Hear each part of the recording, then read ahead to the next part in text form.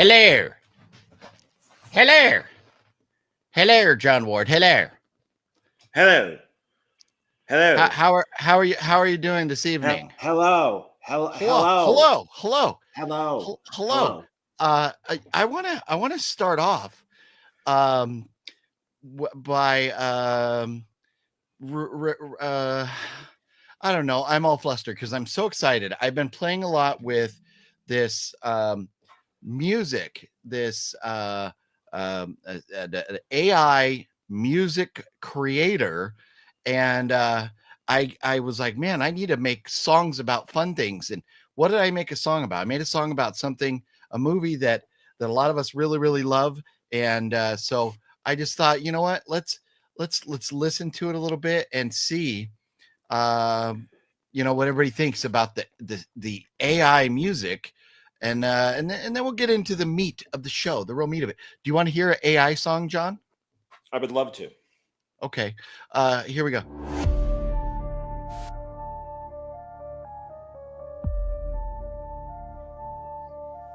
Those peepers, jeepers, creepers. My, you've got nice thighs.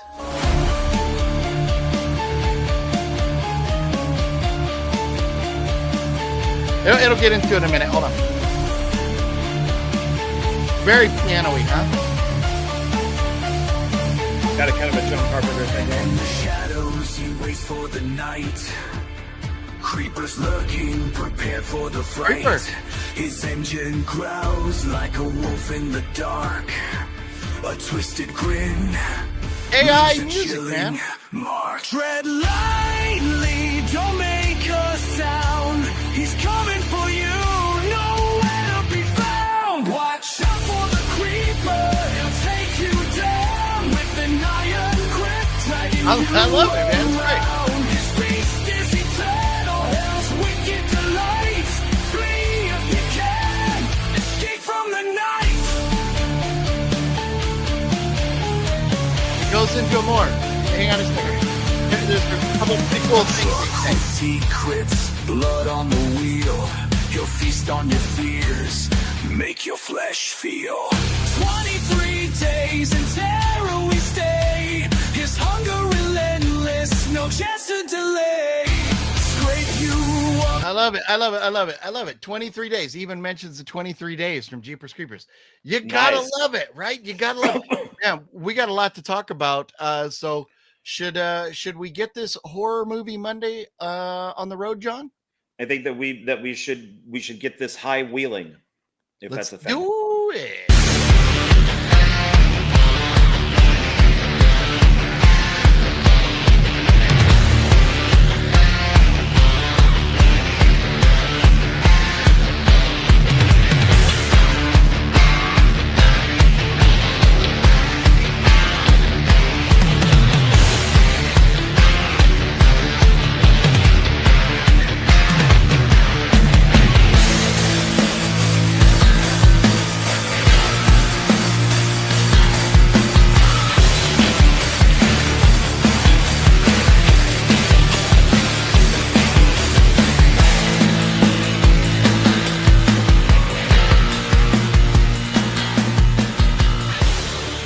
What's your favorite scary movie? I don't know. Most of all, fuck you!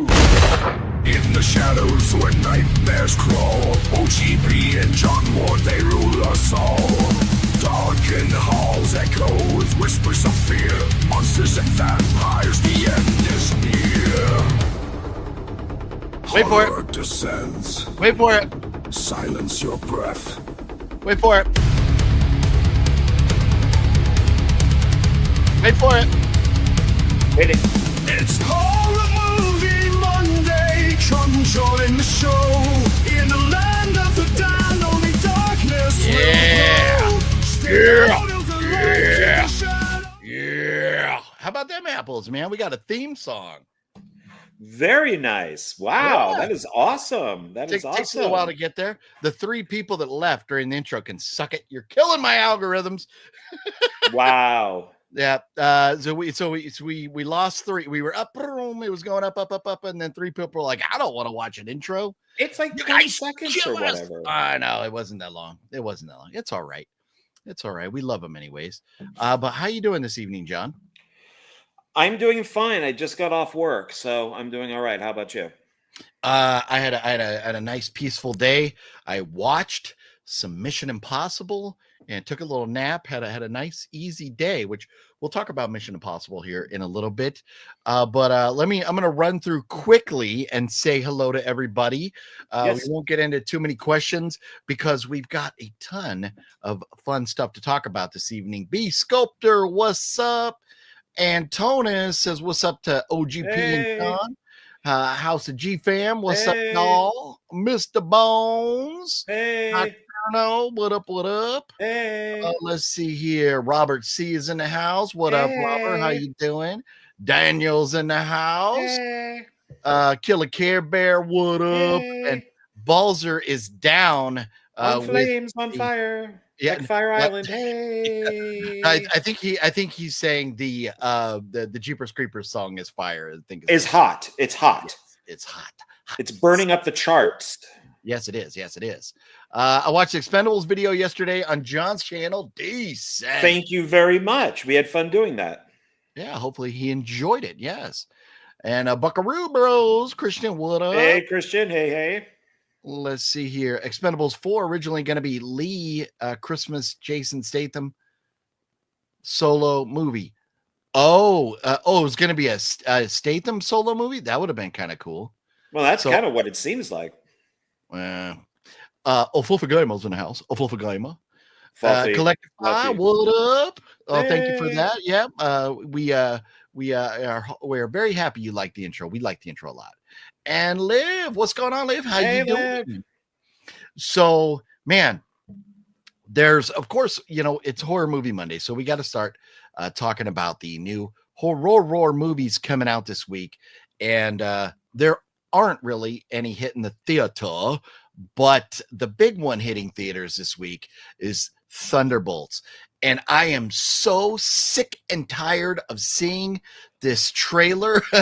For a while, I was like, I don't know. And then I was like, okay, I'll probably go watch this. And now I've seen the trailer probably 30 times and I'm over it. So I'm like, I don't even know if I want to go see the movie now. I'm so tired of the trailer. But I probably will. What say you, John? Are you interested in Thunderbolts?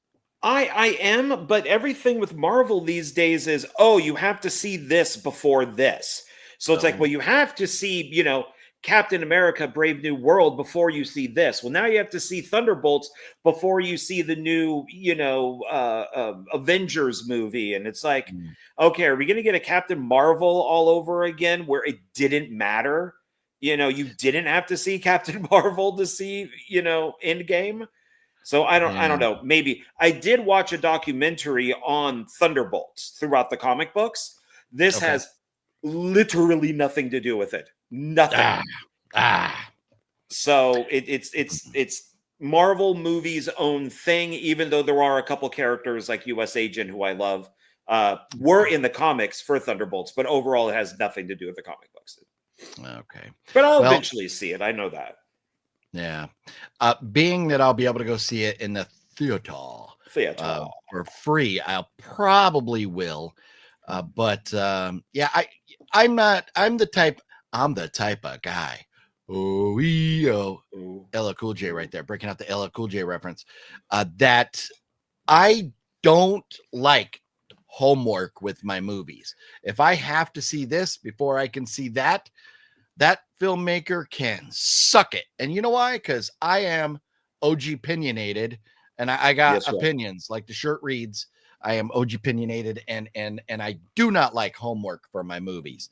So I will go in knowing what I've known, which I know that trailer pretty damn well now. And that's all I will know. Aside from the fact that what's his name? The guy from Stranger Things who's in it, who plays like the old Russian guy. He's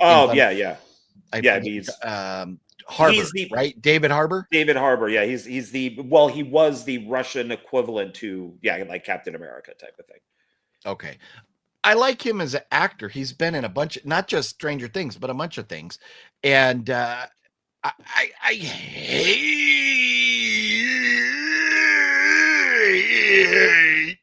fake accents. I do not like fake accents. And so I know he's not a Russian. In Russian accents, like everybody does Russian accents. You roll your R's and you talk like this. And it's the easiest, like, I hate fake Russian accents. So that is tough for me with this movie.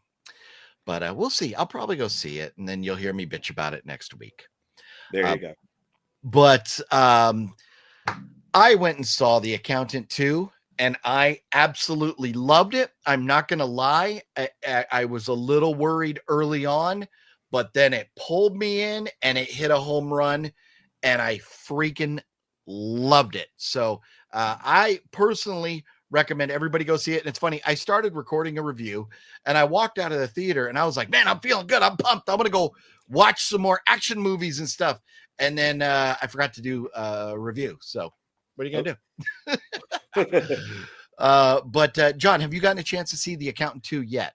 No, I did watch The Accountant. I loved it, minus my one little gripe about it. And I ordered The Accountant Blu-ray, which is only like $8 or something. It was really, really cheap, done through one of those kind of like discount warehouse places, brand new. So it's being sent. I ordered it the next day because I know I'm going to see this. I am thinking of getting the same type of pass that you have because I would like to go see more movies in the theaters. So I'm sorry, the theater. The theater. Unless it's a real dirty theater all the time, and then it's the fucking theater. Fucking theater. Yeah. But anyways, yeah, $25 a month. I know that's sometimes every penny counts for folks. But man, I'll tell you, I love it. And because of having that, that's the only reason I went to watch Until Dawn. I am so bummed. Everybody hates this thing. This movie right here. Let me tell you something about this movie. I was pretty excited about it based on the trailer. And then last week, you burst my bubble by telling me that it was based on a video game. I believe that was what mentioned, right? It was. And then I was like, oh no. Oh no. So I went in, but the good thing is when I got to the theater, I had completely forgotten that it was based on a video game. And so I walk in and I'm like, okay, all right, let's do this. I sat down and I'm going to tell you, I did an Instagram post, a couple Instagram posts about it, and then an Instagram story. And somebody came at me because they only read one part of what I put in there. Let me just tell you, I don't know if the mask on the bad guy was something from the game. Maybe it was, but to me, it was uninspired and stupid looking. The story was dumb. The group of characters that all go to this place together don't get along. Why the fuck do people keep making movies where groups of people go somewhere together and they don't like each other? That would never fucking happen in real life. It just doesn't. Yeah, make the conflict something else. Be a better writer. It's a stupid fucking plot. I hate that when they go somewhere and they don't like each other. So then, anyways, we get into this thing. And there's a scene where you have like this old lady, and I guess it's a video game, so whatever can happen. This old lady has this girl trapped. The old lady is straddling the girl. With one arm, the old lady's holding down the girl's hand. With the old lady's other arm, she's holding an oxygen mask over the girl's face. And they completely forgot that human beings have two arms.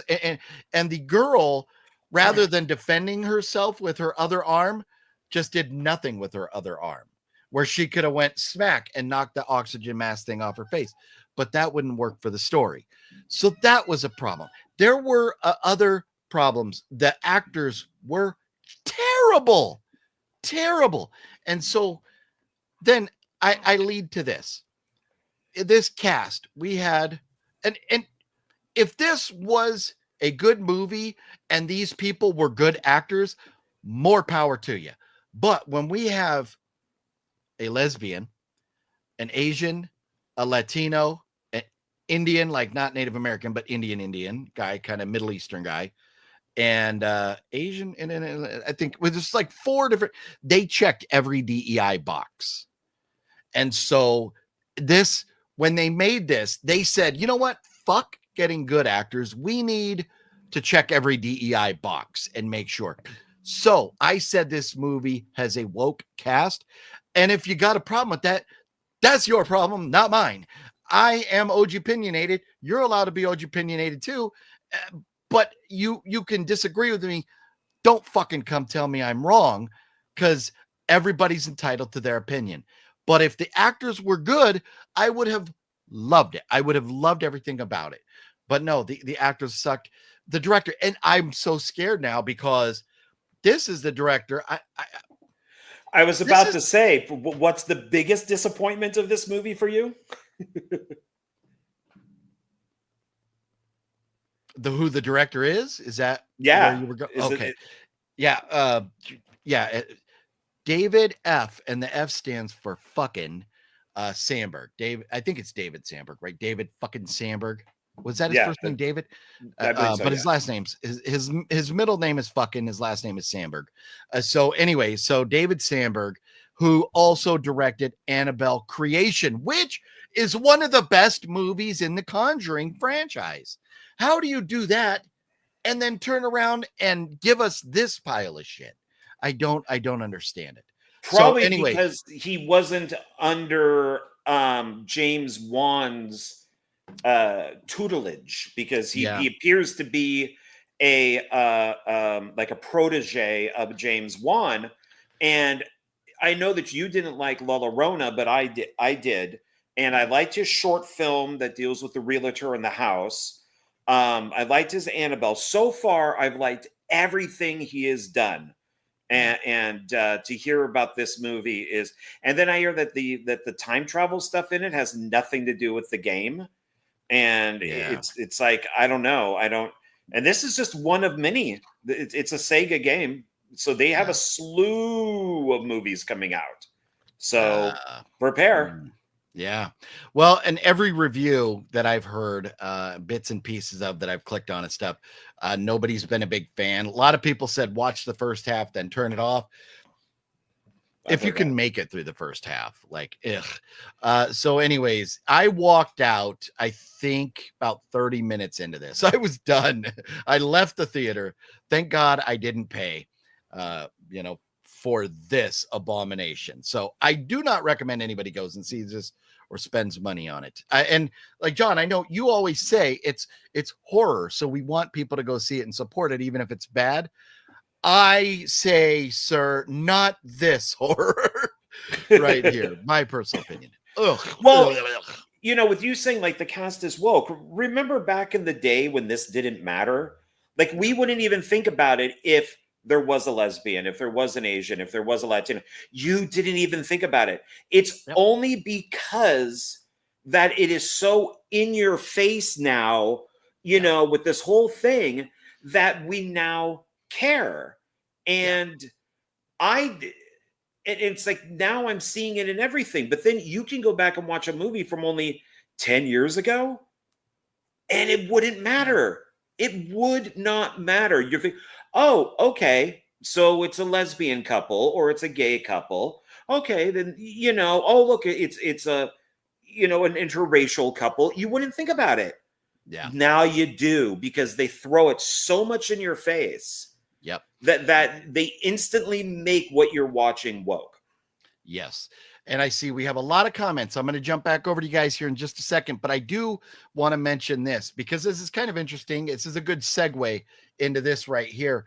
I just saw news, and it's going to be very interesting because of when this movie was made.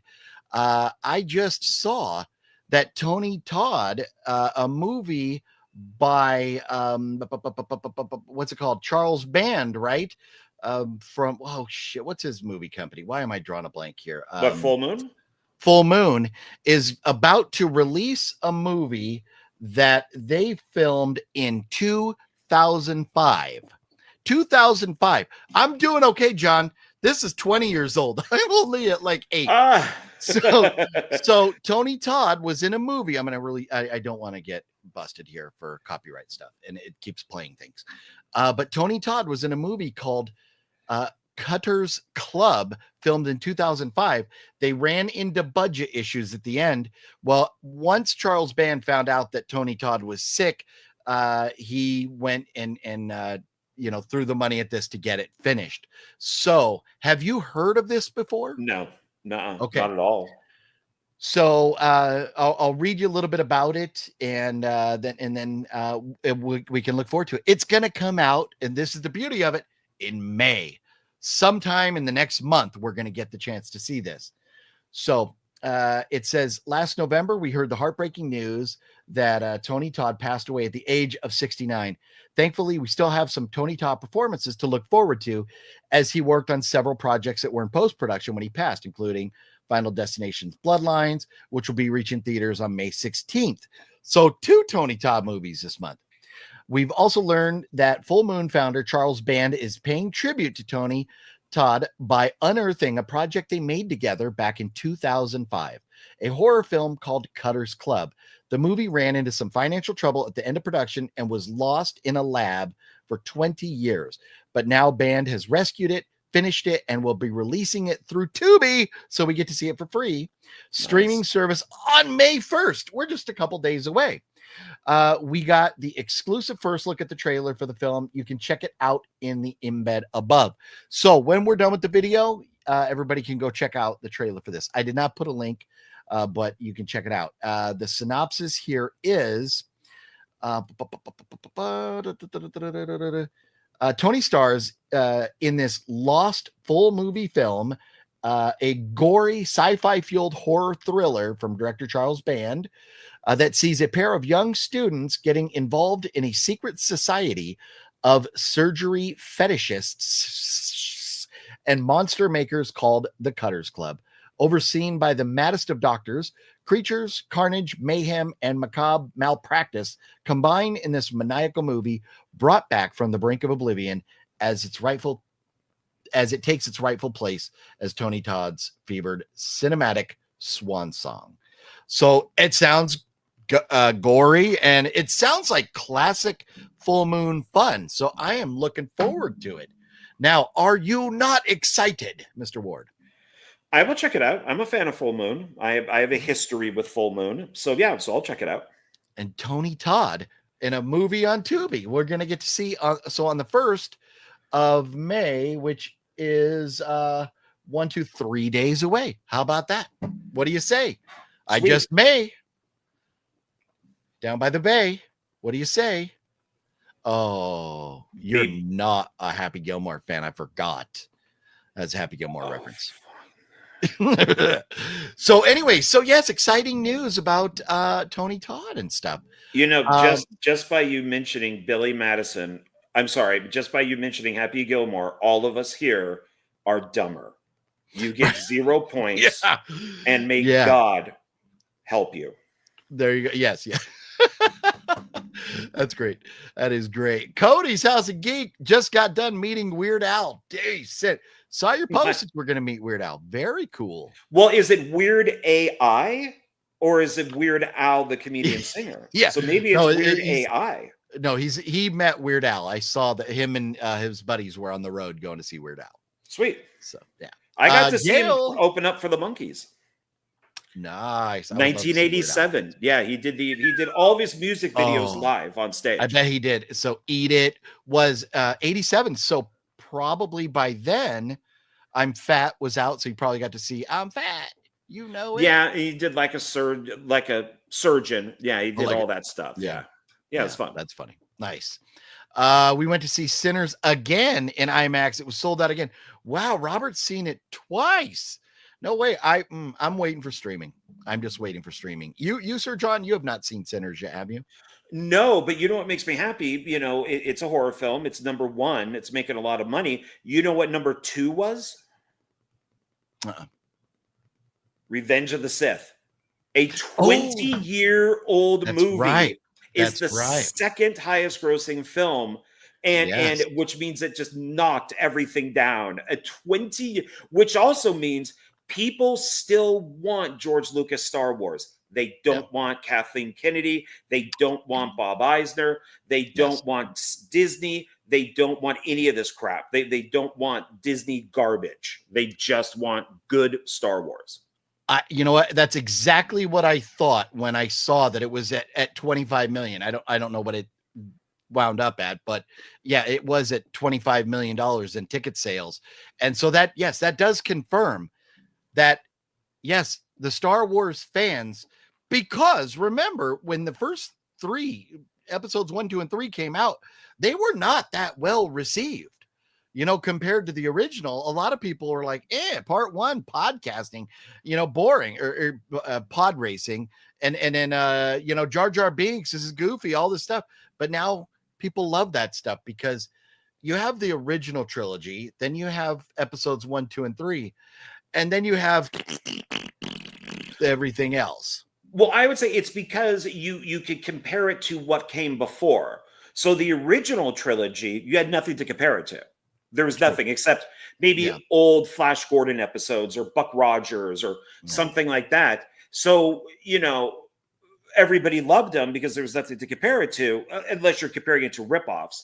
And then when you have the prequels, you compare those to the originals, and you're like, these are garbage, you know.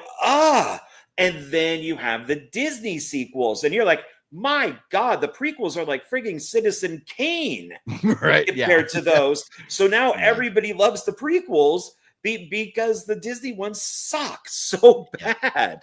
Yep. So Cody is calling me out, saying, I mean, that's how comic books were. You have to read the previous issue to continue the next issue. Yes, sir. So yes, in comic books, if you want to know what's happening in episode or in the second, you know, whatever, it's a second edition or whatever of Spider-Man, you need to watch or read the first Spider-Man. I get it. But these are movies. I understand if you watch Halloween and you can follow it up by watching Halloween 2. If you watch Halloween 2, might not make sense if you don't watch Halloween 1. But if we're going to call it Avengers 1, 2, 3, 4, 5, that's fine. But if I need to watch Spider-Man to understand what's going on in Daredevil, I don't give a fuck. I'm not going to go, you know, reaching from character to character and universe to universe to put all these things together. I'm just not going to do that. I am a more casual comic book fan than a lot of diehards. And so there are a lot of comic book people, but I I just really feel like when you look at, you know, when a movie makes $1 billion, out of all the people that go to see that in the theaters, I bet 10-15% actually read the comic books. Most of those people with little kids and families and stuff, they're not sitting there reading the comic books. So you're going to put something in the theater. You need to entertain me. You need to entertain the audience without having to do homework. And that's where I stand on that. So do you have any thoughts on that, John? Well, yeah, because before I had COVID, you know, last year, I really was against Disney. I was against Marvel. I was against Star Wars. I was against all that stuff. And when Doctor Strange came out, Doctor Strange 2, the Multiverse of Madness came out, I said, oh, I want to see that because it's Sam Raimi. Miranda, with glee, sat there and said, you're not going to understand anything because you haven't watched any of the other movies. And what you just said is what I told her, which was, well, you shouldn't have to watch 10 other films to understand one. Yeah. But when I got COVID and I was stuck at home for 2 weeks, I ended up watching almost all the Marvel movies I missed, a lot of the TV shows. and I'm pretty much up to it. But yeah, I mean, to understand this film, you have to watch Miss Marvel. To understand this movie, well, then you got to watch Miss Marvel and WandaVision. To understand this film, now you got to do WandaVision and Miss Marvel and Echo. You know, it's like, can we? Do you really? Can we just make a movie? Because even Captain America, Brave New World, that's going back like 30 years to the Incredible Hulk. Oh, you know, because that's and it's like, why would you go? Because so many people have said you never finish these storylines. And so like the Eternals with the Celestial with the big hand sticking up, which has never been answered until Captain America. Now they're finally answering all this stuff, but you got to go back like 30 years. Wow. See, and I say this is my perspective.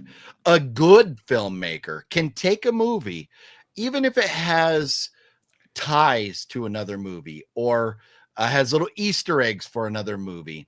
A good filmmaker can still make that movie to where an audience can walk in not knowing anything about the franchise and enjoy it. And I will tell you, I saw what was the Spider-Man movie where the other two Peter Parkers or what the other two Spider-Men showed up? Oh, yeah. With some Spider-Verse or whatever that was, right? Like, so I watched that. The middle guy, well, and I'll just say, I had seen the very first Spider-Man movie with whatever his name was, like 20 years ago. Oh yeah, Tony Maguire. Well, the Sam Raimi ones, yeah. Okay. I saw the first one. I never saw another Spider-Man movie until this new one with the three of them. I never saw anything in the middle. I still enjoyed it. I didn't maybe get some of the references, but that was fine. Like when we would sit there and the audience would all go like, oh no, they'd get all giddy because a character was introduced that they loved from something else. And that's cool. And that's fine as long as the story still makes sense. So that's where I'm on that. I kind of want to see Thunderbolts. It's supposed to be a Marvel version of Suicide Squad. Yeah, that's what I've heard. Well, it isn't a Marvel version of Suicide Squad. It is a Marvel version of Suicide Squad. That was Thunderbolts. That was Marvel's idea in the comics to make their own version of Suicide Squad. But their version of Thunderbolts is they are all bad people. They are horrible people disguising themselves as superheroes, and they would even kill bad people because they were trying to take over the world. So the Thunderbolts people were really horrible people, and so I get what he's saying, but it's literally Marvel's version of Suicide Squad. Yeah. Antonis is going to wait for it on streaming. I don't blame him. Buckaroo Bros says, saw Revenge of the Sith in theaters. Nice. That would have been cool. I don't know. I just didn't, I was busy this weekend. I didn't go, but it might've been cool to see it in theaters. Maybe David Harbour hired a deep discount Russian dialect coach. There you go. Chicken Jockey. I have no idea what you're talking about. Minecraft. Oh, that has something to do with the Minecraft movie? That's it. Yeah. I mean, there's clips of when Jack Black, they're in like a boxing ring and he just goes chicken jockey. And it's like a guy on a chicken and it's coming towards the screen. And like the audience goes ballistic and throws their popcorn everywhere and sodas everywhere. And they go absolutely crazy for the chicken jockey. I have no idea what that really is, except for just the clip that they play. Yeah. So yeah. All right. I'm going to take your word for it. Minecraft. I've never played the game, never seen it. My kids know all about it, but After Dawn sucked. I fell asleep, came out of the theater and some had dinged my fender. Oh, dang it. Someone dinged your fender at the mall. I will park away from the front door from now on. That sucks. I hate that. Yeah, that stinks. Rude people, man. Damn it. House of G-Fam says, a conflict. Every story has a ton of conflict. Yeah, I agree. But conflict to me should be between the antagonist and the protagonist, not between the antagonists or the protagonist, but between the antagonist and the protagonist. That's to me where the conflict should be. I don't like, you made Batman versus Superman. Okay. Right. Okay. Batman and Superman didn't like each other at first. I get that. Okay. And then they teamed up and that was fine, but they were introduced as not liking each other. They didn't hop in a car and drive off to camp together, and hating each other's guts. They were kind of forced together. If you want to give me people, you want to give me a cast that doesn't like each other, don't put them in a car going on a road trip together. That's just, it's piss poor writing, in my opinion. Well, yeah, you don't want, if you have 6 characters, all 6 characters to hate each other.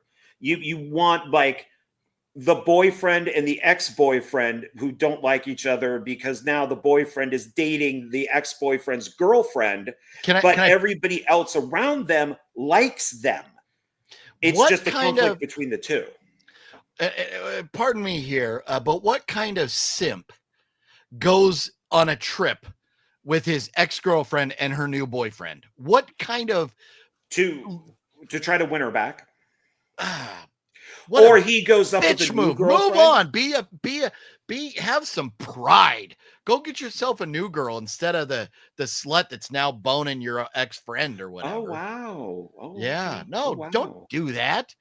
Wow. Gale says, hey, heard you loved Accountant 2 and your actor Jon Bernthal is your favorite actor. These are 2 facts. Yes. What happened with Thomas Jane in Vamp Time? Why, for the love of God, why? Well, I do still love me. It's Vamp Time. Some good old Vamp Time. I do.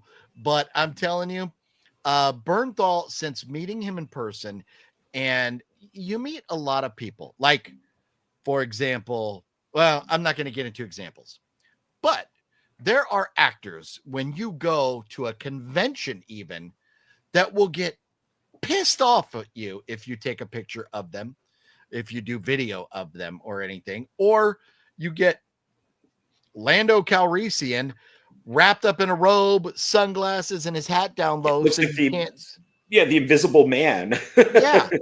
So when you get a guy as friendly, Jon Bernthal, because of our conversation we had, shook my hand. Not only, I was going to say 3 times, but it came out to 3 times. 3 times he shook my hand at first, and he extended. And then I told him, about being a Marine and how I loved him in the Marine movies. And he's like, nice, very cool. Shook my hand again. And then before we, wrapped up the conversation, I left, he shook my hand again.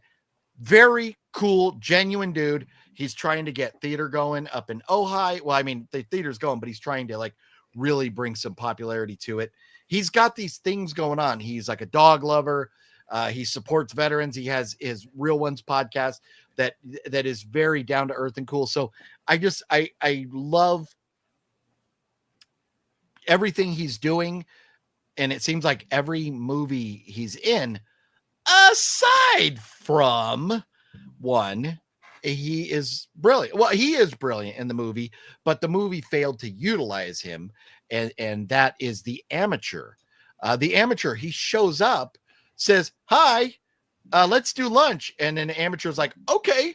And then he leaves and they never do lunch. And then at the end of the movie, Jon Bernthal shows up again and he's like, oh, hi again. And the Amateur's like, oh, hi again. All right, well, see you later. And then he leaves. That's it. It's easy. He doesn't need to be in the movie at all. You could totally cut those scenes out. They are irrelevant to the story. So I don't know what they did there, but I love him and everything he's done.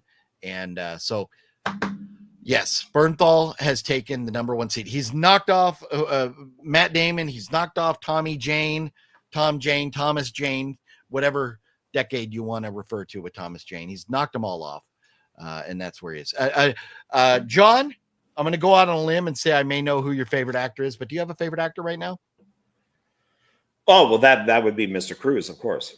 I was just going to say, oh no, that's not Mr. Cruz. That's Jason Bourne. But yes, I had a feeling you would say that. We need to get to some more stuff. So I'm going to quickly jump through some of the other comments here so we can get on to more conversation here. Preminator, what's up? Saw Until Dawn and enjoyed it. Oh, Interesting. You are in the minority, Prebminator. Interesting. Very cool. But that's what, hey, I have an opinion. So do you. We're all entitled to them. Excuse me. Rami Malek and Hayden Panettiere acted in the video game. What video game are we? Oh, are we talking Until Dawn?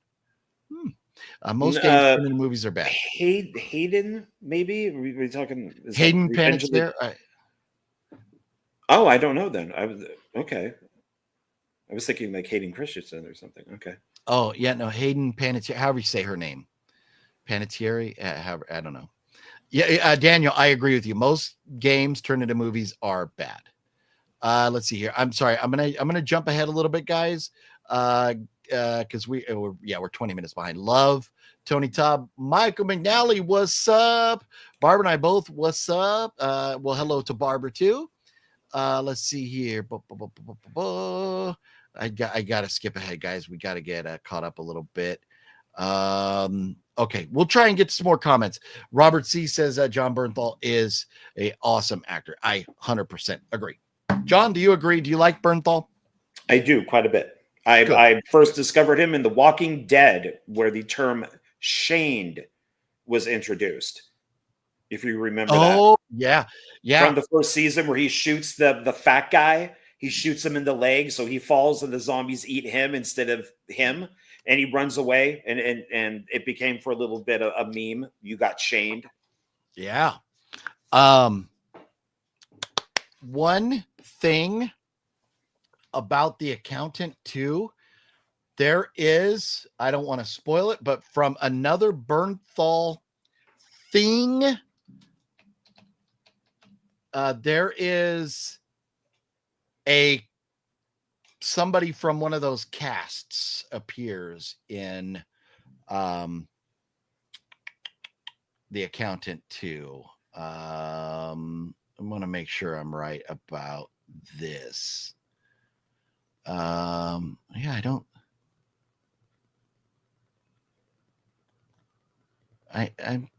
sure it was him, right? Sorry, I'm scrolling.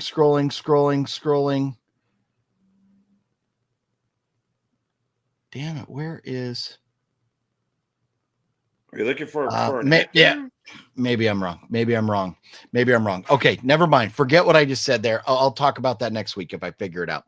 So, anyways, The Accountant 2. I loved it, and John has yet to see it. But I will. Yes. So, but we watched some things, not together, but John watched and I watched also. We'll maybe we'll talk about one of those, and then we'll go into some other stuff, and then talk about the other. But what should we talk about first, John? Bourne or Death Race? Maybe Death Race, because we could probably do that quickly. Okay. Well, so and then then that'll bring me to a couple pickups that I got at Walmart. At Walmart, in their DVD Blu-ray section, they have these new glow in the dark, and I'm not turning off all my lights so you can see it glow, but these glow in the dark slipcase for movies. So I got the Blade trilogy, all 3 Blade movies on Blu-ray for $12.96. This is at Walmart right now. They still have them at my Walmart. I just saw them there yesterday. So Blade, all 3 Blade movies for $13 on Blu-ray. Nice. It's a steal. Nice. And then also, this was only on DVD, but Death Race, the 4 movie collection right here, $7.50 for all 4 movies. Very so nice. I thought that was a steal, even though, I mean, it was DVD, but that's fine. It still looked, the picture quality looked great. So, and it does have a glow in the dark sticker. It's fancy. So I picked this up because John had mentioned Death Race, and then I was in Walmart and went, oh, look at that. Oh, shit, Death Race. So I picked it up. So what do you have physical media wise from Death Race? Oh, I didn't grab any of it. Oh, damn it. Okay. But I have Death Race on DVD. I have Death Race 2 on DVD. I have Death Race 3 on Blu-ray and Death Race 4 on Blu-ray. Nice. Okay. So Yeah, No, that's why that's I knew we were forgetting something. That's why I asked, yeah. was there anything else? I didn't think about it because this was just my pickup pile, not my, Yeah, and then even whatever. Blade wise, I have the DVD, the Warner Brothers DVD that has 1, 2, and 3, and then it has the pilot episode for the TV show on it. Oh yeah, nice. And I was gonna buy that, but the copy at Zia wasn't that good, and I was like, I really wanted them like on Blu-ray, and I think Blade even has like a 4K release, so I wanted to wait, so I didn't buy it. So I thank my lucky stars that I waited and That's found the that. better way to go, anyways. The TV show is fine, but it's the first 3 that are the best. There you go. So Death Race, you said Statham is only in the first one, right? Which is right here. Yes, because the 2 and 3 are prequels. Luke Goss plays Frankenstein. And then the 4th one is, I guess it's meant to be Armageddon, is no, Anarchy. It's called Death Race Anarchy. Is in the future. Okay. So I guess it's supposed to be way, way in the future. But part 2 is I think worth watching. I think it's really well done, and a lot of the reviews said it is way too good, like for this type of movie. And then part 3, I think, was kind of just piggybacking off of that. That's Inferno, and it was all shot in like South Africa, and you can kind of tell, and it really kind of feels like a 1970s Roger Corman movie, and which is fine. But as far as the first 2 Death Race movies being good, 3 was a definite letdown. So also with Luke Goss. Yeah, well, and so you said, so now for anybody that doesn't know, so Death Race, basically a story of it's like a kind of not a post-apocalyptic world, but a world where the economy has crashed, civilization is kind of falling apart, and all these businesses are closing down. Jason Statham's business shuts down. They get their final check. There's like a riot. Police show up. And I thought Statham was going to wind up in jail then, but he doesn't. He goes home, and we're going to get into a little bit of spoilers. We won't spoil how the movie ends, but they've been out forever. But he goes home. He's set up to make it look like he kills his wife, and then he's sent to prison. And in prison is where the death races take place. And it turns out that the guy, Frankenstein, who is like this badass racer guy, and he's won 4 races. You got to win 5 to get out of jail. He's won 4, but he died. And the chick that runs the prison didn't want everybody to know, because they stream it on like YouTube or whatever, and it gets so many views because everybody loves Frankenstein. So she made a deal with Statham to play Frankenstein and wear this mask so nobody would know. And then if he won, he could get out of jail. But there's much more to it than that. So the Frankenstein John referred to in the prequels couldn't have been played by Statham, because it would have been the real guy, and Statham wasn't in jail at that point. So, John, what do you have to say about Death Race? And anything else as far as storyline, stuff like that? Well, it's taken from Roger Corman's. It's Paul Bartel directed it. Death Race 2000 from the 70s. There's also Battle Truck is in Death Race, which is also one of his films from the 70s. And the idea of the original Death Race, yes, Stallone is in it. He plays Machine Gun Joe. And it's right before he did Rocky. And the idea is that they're just going from like California to New York, and the world is overpopulated, and they drive and they kill as many people as possible. Children, are worth something. Adults are worth something. Old people are worth something. And they're very comic booky type characters that are going, that are driving across the country. And the news is following them and all of this. And there's like a commentator and everything. So it's political of what the 70s would be. And then Paul W.S. Anderson remade it as Death Wish. I keep saying Death Wish. Death Race. And yeah, then it takes place on the prison, and they race around the tracks, and a lot of people have the same name.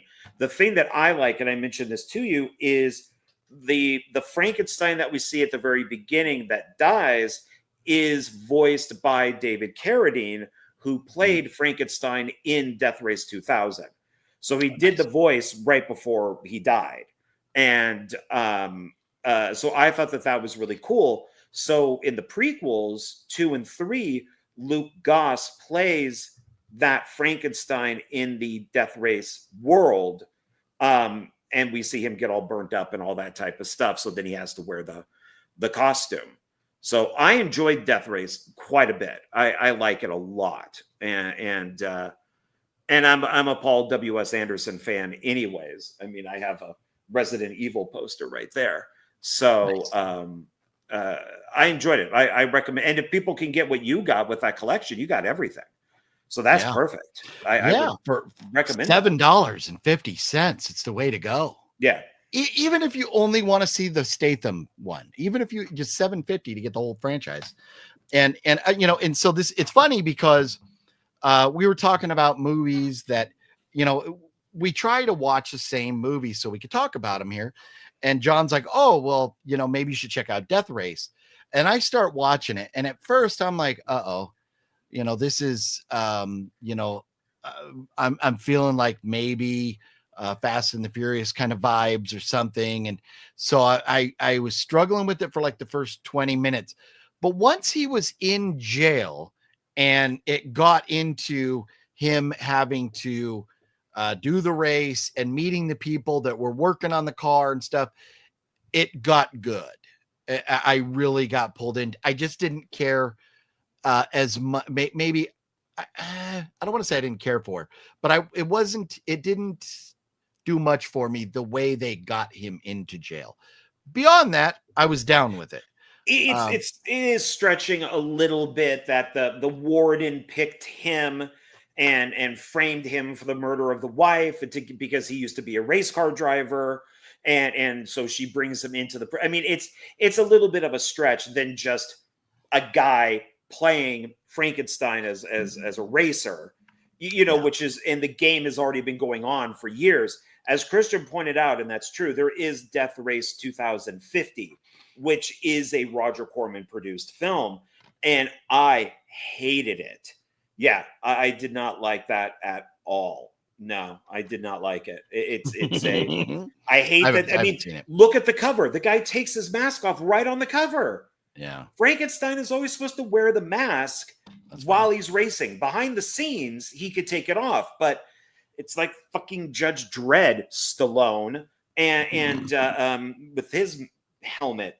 And but yeah, the newest Death Race, I did not like at all. I thought it tried to be way too much like the original, and they brought in streaming and YouTube, and everybody's got weird hair, and it's just like, this is not working for me at all. I own it, and I've watched it twice, and I probably will never watch it again. Yeah, I don't blame you. It doesn't look like much to me. But anyways, yeah, it was funny because I told John, and then John goes, yeah, maybe you won't care for Death Race, not being a Fast and the Furious fan, like that type of movie. But I enjoyed it once I really got into it. I enjoyed it, and glad I got to watch it. Like on a 1 to 5, I think I gave it 3 stars on Letterboxd. I think that was a fair score. What would you give the first Death Race movie on a 1 to 5, John? I would give it a 4. Okay. Yeah. If they did different with the beginning, the way they got him into jail or something, then maybe I could go with higher. But I think 3 is still a fair score for it, and it's worth watching with the 3. So Death Race, yeah, it was fun. I'm glad you mentioned it, because had you not mentioned it, I may have walked right by this collection and not picked it up. So that was great. Noise. Noise. So these are my 2 pickups for the week, the Blade and Death Race. I was hoping to have something else, but you'll have to wait for next week for that. I got an exciting pickup next week. But Blade and Death Race, those are my pickups. What did you pick up this week, John? I have a lot more than 2. Well, you want to like go through some for a while, and then if it takes a long time, then maybe we'll jump into a couple other things and get back to them I or have whatever. 1, But 2, 3, 4, 5, 6, 7 movies, 2 Funkos, and 1 other thing. ooh, are any of them related to Jason Bourne? No, except for the collection that I have, which Okay. is old. So, well, pick Funkos or movies, whichever one you want to go through first, and we'll do those. Well, let's do movies first. Okay. Okay. So this I got today, and I don't know. Do you like the Strangers movies? So the first Strangers movie, yes. The Strangers Chapter 1, I was frustrated with because it was basically a remake. But now I'm looking forward to the sequel, thinking maybe it will be different, than the original sequel or whatever. But I'm kind of a fan of the franchise. Did you like Pray at Night? The Strangers Pray at Night? Because that's part 2 to the. Oh, okay. Yeah. Then yes. Okay. So I found this for like $5 on eBay. And it's Strangers Chapter 1, brand new slipcover. It's so brand new, I haven't even taken the plastic off yet. Wow. But what makes me mad is, I mean, I don't know why this was so cheap, because it's official. They put this damn sticker on here. I hate when they do that crap. Yeah, and I tried to get it off, and it's like, nope, it's just going to tear. So I don't know if I'm going to take some Goo Gone, and I'm like, no, that may screw up the box. So I guess this stranger will just have a yellow sticker on his face. So when you bought it, was that sticker in the picture that you bought? No, it was just they showed the box, they showed the cover, they showed what the disc looks like, and I'm like, wow, this is like, I think maybe with tax and everything it was like $6 from like a company off of eBay though. Yeah, and then I guess when they put it through the warehouse, it went. Well, what you need to do is contact eBay and say, I ordered this and there's a sticker on it and it has damaged the cover now. I want my money back, or I want another one. And they'll have to either send you your money back or send you another one. But if they send you your money, they're not going to ask for the disc back. It's not worth their time to send it back. But with that sticker on it, that is not what you purchased if it wasn't in the picture. So what is in the picture is exactly what they need to send you for eBay. Yeah, I'm not. Yeah, so, it's like, I don't know, maybe like $6. Okay, fine. But yeah, stickers piss me off. But hey, for that price, I may consider picking one up to complete the franchise. Right. Okay, so then these are what we're going to be going into with Bourne. So this is one I forgot to show last week. You gave this to me and I already filed it, but I thought I would bring it up. Weekend with the Babysitter. Okay. This is when you came out to visit me. You gave me this, but I already put it on the shelf. And I looked over and went, oh, Philip gave me this, but I didn't show it off last week. So this is Rhino.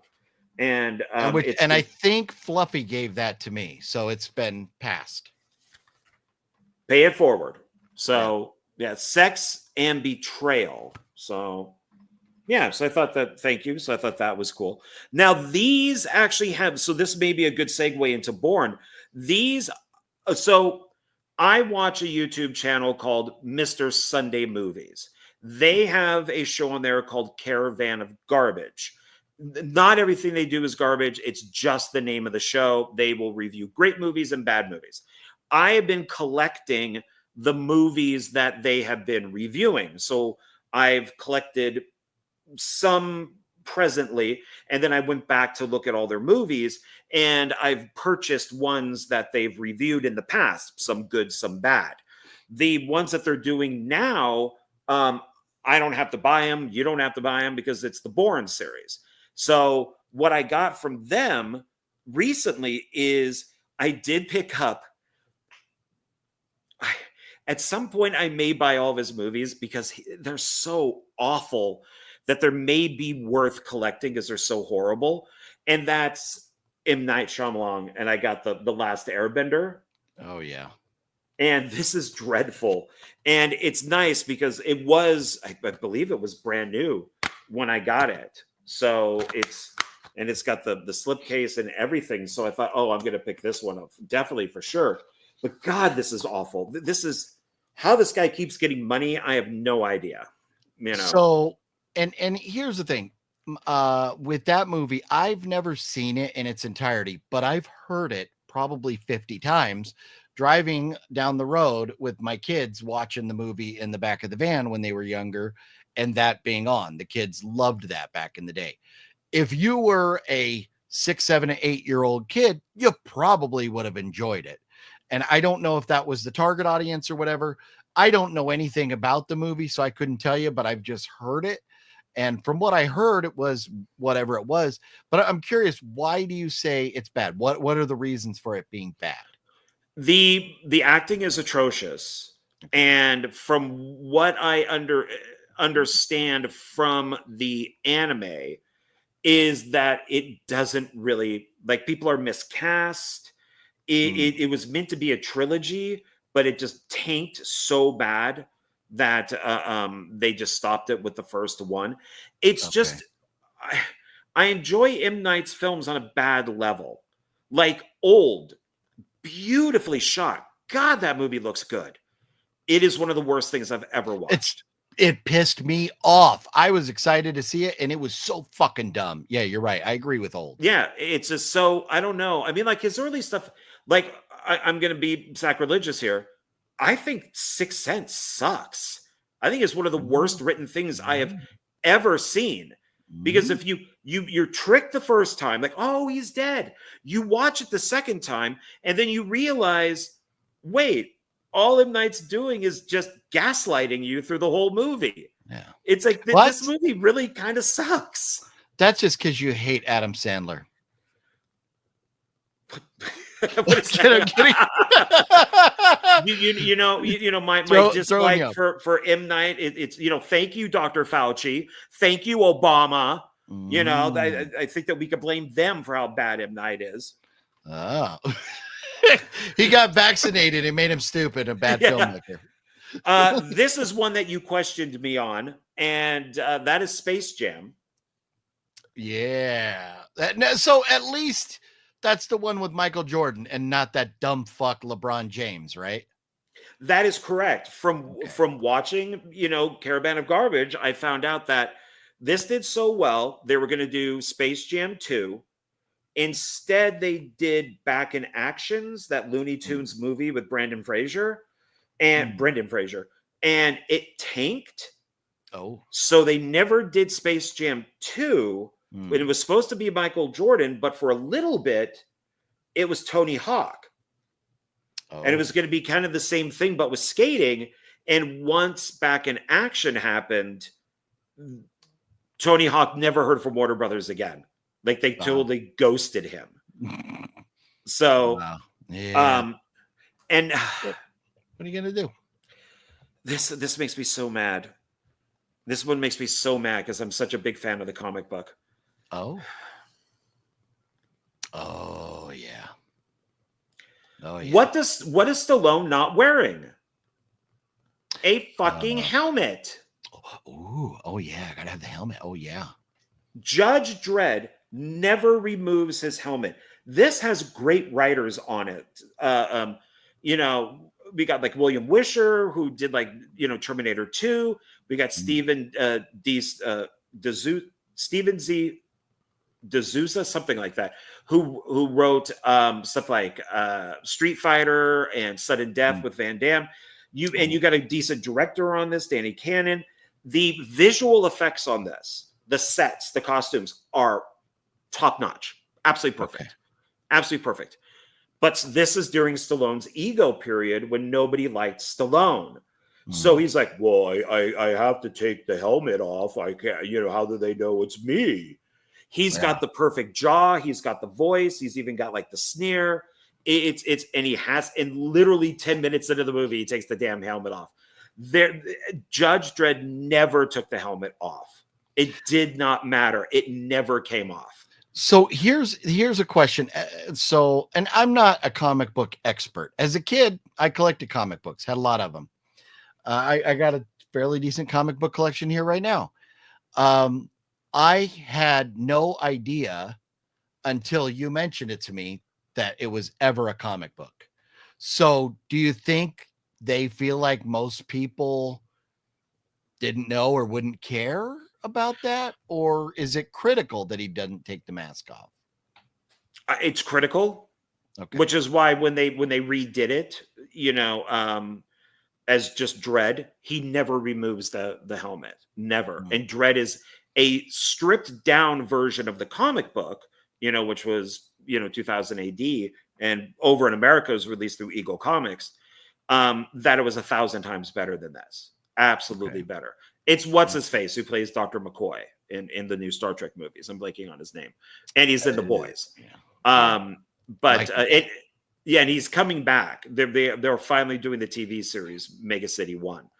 But it's absolutely, and God, do I hate what's his fucking Deuce Bigelow, male gigolo, Rob Schneider. God, do I hate him? I hate him as much as I hate Adam Sandler, and he is awful in this. He's a comic relief who's not funny. Absolutely horrible. So Carl I own Urban. It. Oh yeah, yeah, Carl Urban. Thank you. Thank you about that.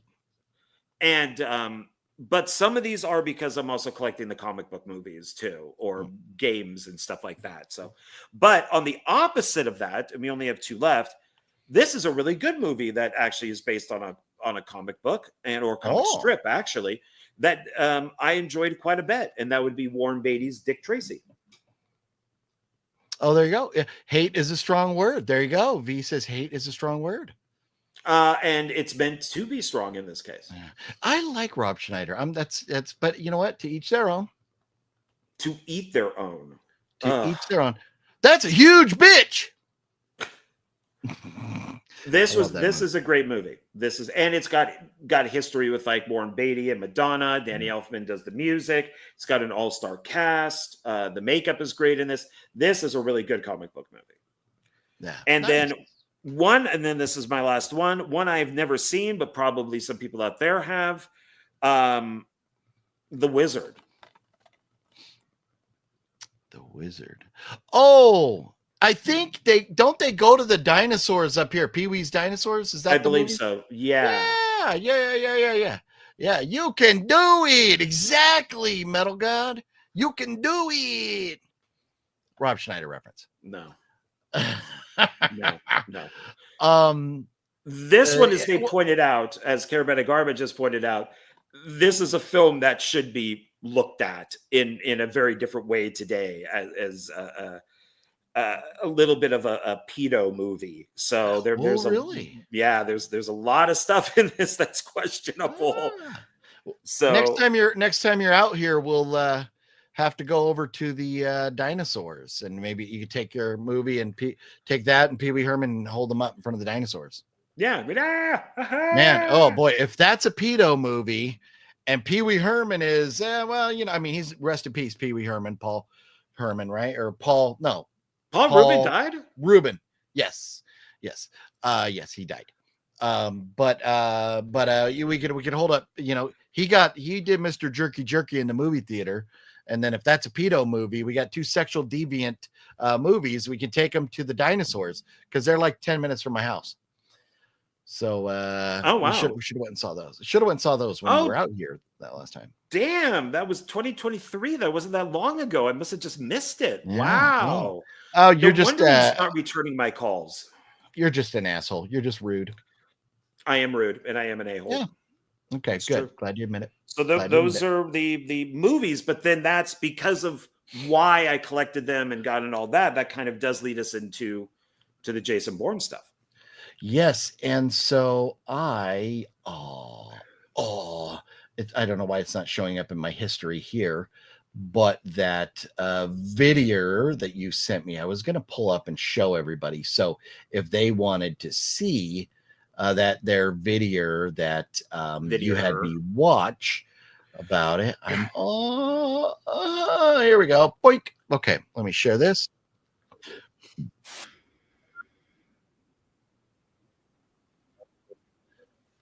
What kind of jerk makes people watch commercials before their YouTube video? So the guy let's with glasses and a hat and a goatee. Bingo. Yeah. My bad. What are you gonna do? So Mr. Sunday movies, right? That's the Yes. one. So I should do this theater mode. So John, you recommended that you said that they were funny. You were watching the Bourne movies because they were, and we decided that we would kind of go through as they're doing one movie each week or something like that, right? Yes, so they'll pick out because they already went through all the Mission Impossible movies, so they tried to find something that was similar. So now they're going to go through all the Bourne movies. So once a week they'll review one Bourne movie. They run about 20 minutes, 22 minutes, 23 minutes, somewhere in there. They're Australian, and I think that they are very funny because they don't seem to be these reviewers that care that what people care. Like they're not trying to get access. These are honest reviews, and that so they're not these people that praise the Marvels because they want to have access to to Disney. They're very legit, and I think that they're very funny. I've been following them for years. Nice. Well, I will tell you, I watched the first the Bourne. We'll go into what we have as far as. Do you have your Bourne movies right there? Right. I do. Okay, so we'll talk about what we have. But I am a huge fan. The Bourne franchise is my favorite action movie franchise. I love them. I've seen them all many times. And so John mentioned doing a video or talking about the Bourne movies, and I was like on board. Let's do it. So the one thing I was hesitant about was watching a YouTube video talking about them. One, because I don't want to hear bad stuff about Bourne. I love it. Everybody's entitled their opinion, but I love the Bourne movie, so I didn't want to hear people say bad things about them. But also time is an issue. What I loved about this video, the Bourne Identity Caravan of Garbage from Mr. Sunday Movies, was it was only 20 minutes, so it wasn't too long, and they made it a lot of fun. They spent a lot of time editing, and I agree with like everything they said. So they didn't trash the movie. I was worried that they were going to start nitpicking or something. And so, and we'll maybe let's try and find a clip of them or something. But this is all like, there they are. That's them. Yeah. So that's just me scrolling through the video there. But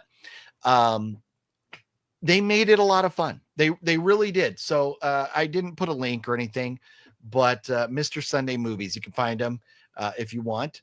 But I have when I saw that they came out with the 5-movie 4K, I was like hightailing it to the store to pick this up. You're like, yes. My nipples were chafed by the time I got to the store from rubbing on my shirt. So the Bourne franchise on 4K here. I picked this up at Best Buy. Shame on you for getting rid of your movies, Best Buy, but I got this at Best Buy while they still had movies, and I absolutely love it. The quality is phenomenal. It's phenomenal. It's like being in the theater. I just enjoy this so much. And so you have the nice boxy box here, and I always I don't like the back, like you could take it off and it has other stuff, but I like saving the paper, kind of keeping it all intact. But they do, it's kind of cool stuff they got on the back there. But then you have all the movies, and then you get the Ultimate Collection bonus disc, which is music from the movies. And it's music to the extreme, sounds of Moby. Because we know the theme song is I Moby. love that song. It is like one of the greatest theme songs for any franchise. And they changed it up. And maybe we'll talk about that when we get I think it was the first 2 movies had one version of the song, but then they remade the song because it was just Moby's song, but then they remade it for the Bourne movies to make it like a little more cool or whatever. So, but you get this music disc with it.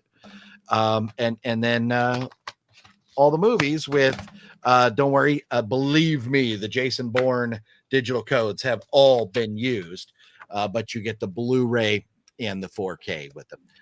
No reversible art or anything like that, but the fact that you got the movies, you got in 4K and Blu-ray, and you got the music on the box set, I was in heaven with this collection. And maybe you'll fall in love with it as much as I did after we're all done with the franchise, John, and maybe you'll go upgrade or something, unless you have a really great collection of your own. So why don't you show us what Bourne stuff you have over there? I picked up so this is Blu-ray. It's not 4K, but it's this here, and he's running on the back. Oh, nice. And so it's thick, and it's not small, it's thin. That's right. We're going hard with the Rob Schneider references tonight. Oh God. Brent Mania said, "What up?" Sorry, I meant to get to Brent Mania. Is Jeremy Renner a good Jason Bourne? I'm just gonna say, oh fuck yeah. He doesn't play Jason Bourne. He's different, but he's in the Bourne franchise. We'll be talking about that because we're gonna go through these. So I'm sorry, John. Go ahead. That's okay. So yeah, so I got the digital copy that I'm sure is no good, and it does come up with like this little booklet, nice. And it's mostly pictures. Oh, that's cool. I like that. I don't have that. I'm jealous. Maybe I need to get that. Yeah, it doesn't say anything about the movies. It's just pictures, and then I have the same thing for the Jurassic Park movies, and then it goes into like Jurassic World. But it's so here's the first one, and it's the Alien collection is like this too, where they're done into like a little slip jacket. Oh yeah, mm-hmm.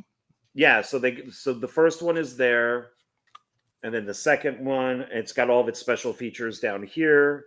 Yeah, and then the third, and then the fourth. That's the Jeremy Renner one. Yeah, and then here's Jason Bourne. But because this is the same with all those other ones, it's fake. Oh yeah. So you still gotta go get your Jason. So and then you get the bonus disc is right here.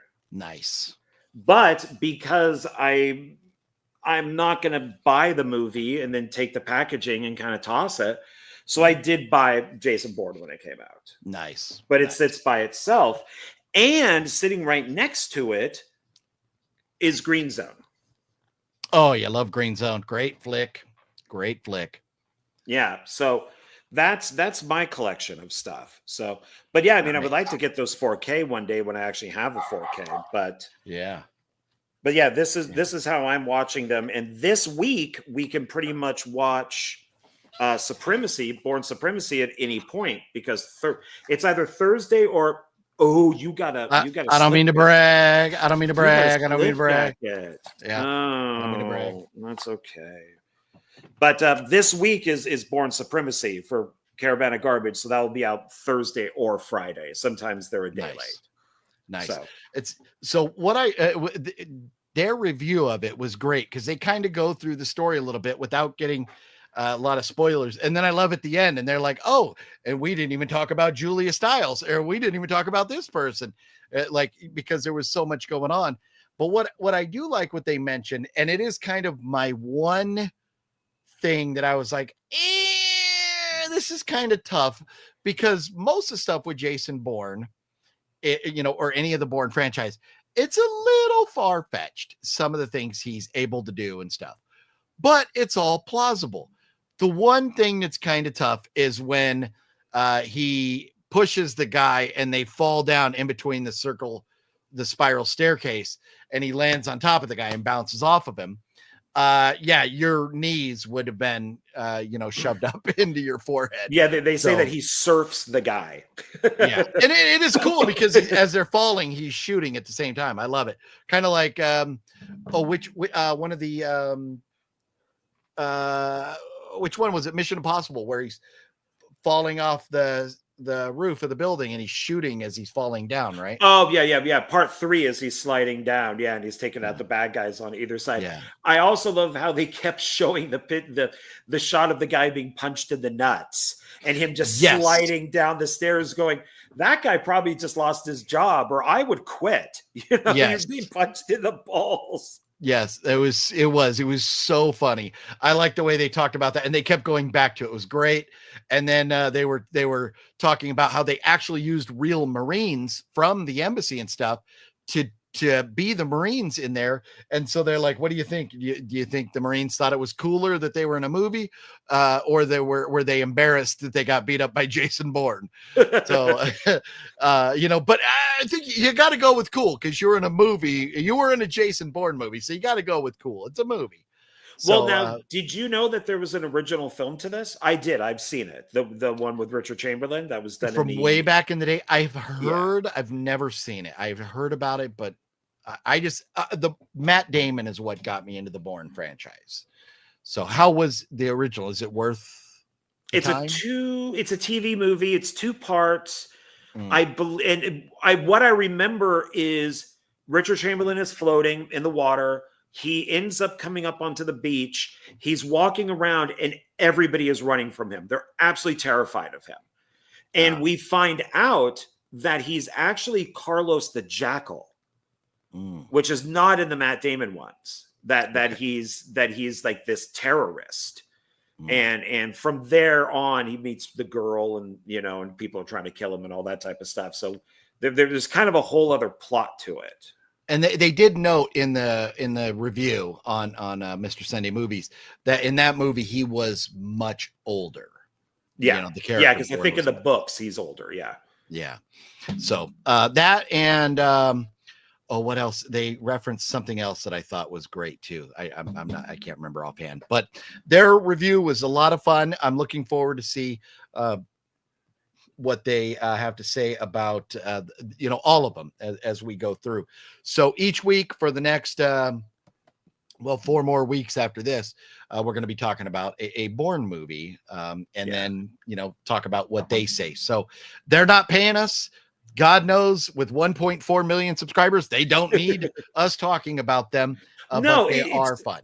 It's just fun because what they'll do is, like, they'll even do video games, and they'll do bad video games. So there'll be like video game movies that came out in the theater that bombed. And then they'll, like, Assassin's Creed and Prince of Persia, and they'll go, okay, so for the next 4 weeks, we're going to be looking at these movies that bomb that are based on these games, because they're also gamers. So they'll play the games before they review the movies, and they'll compare it to the games. So they do review stuff that they don't like, but I watch all of them, and I've been collecting all of their stuff. And they hated Assassin's Creed. I liked it. I enjoyed it because I have no reference. But I think that they're a lot of fun, and they always do a hint. So on Jason Bourne, they'll be like, well, here's a hint of what we're going to do next week. And they'll kind of flash up something to say, this is what we're doing the following week. And then I'll be like, oh, and then I'll start to collect what they're getting. like the giddy little schoolgirl that you are. So Brent Mania says Bourne Identity 88. Put that on the list to check out. Yeah, maybe I'll have to check it out as well at some point here. And then do you think a new Bourne movie will ever come out? So what I had heard was that, like maybe before or during COVID, there was talks. We all kind of had the hopes that maybe we'd get Renner and Damon in the same movie at some point. But everything kind of fell apart with COVID. And I don't think it's on anybody's radar at this point. I hope we do, but I don't know. Do you know anything, John? I've heard that they are making another one. It's in development. So the funny thing with Jeremy Renner is, so back in the day when Alec Baldwin was an egotistical a-hole and Kim Basinger kept saying, you're better than this, you're better than this, you need to make more money, more money, more money, Harrison Ford would take all of his roles. Did you say back in the day when Alec Baldwin was an egotistical maniac? Yes. Back in the day when he was? And he goes, was. He is a, that guy's a cunt. Something that you will like to know. I wasn't going to mention it all. And I apologize. I completely cut you off. Matt Damon. How you like them apples? How you like them apples? How you like them apples? Anyways, the movie where Alec Baldwin became a murderer comes out this week as well. I will probably watch it. So I won't. I will. So I was a long time Alec Baldwin fan. I am not. And I when Alex showed up in the Mission Impossible franchise, I was like, damn it. He's got that great speech at the end of Rogue Nation where he talks about Ethan Hunt, which is just brilliant. He does a perfect job in that. So, but back in the day, Baldwin would want too much money. So they would offer everything to Harrison Ford. Like Jack Ryan, like that's why Alec Baldwin's only in the first one. And Harrison Ford took over because he kept going, no, I want X amount of money. And the studio's like, no. These days, Jeremy Renner is that guy. So for Mission Impossible, the whole reason why he's in Ghost Protocol is because Mission Impossible 3 didn't do as well as 1 and 2. They had their falling out with, Paramount had their falling out with Tom Cruise. They made up. He came back to do Ghost Protocol, but they're like, I don't know. Is this going to do any good? Should we replace Tom Cruise? So if Mission Impossible did not do good, Jeremy Renner was there to take over. And then Cruise would have like a small role in the next movie. And then he'd be gone and Jeremy Renner would take over. Yeah. So was Bourne.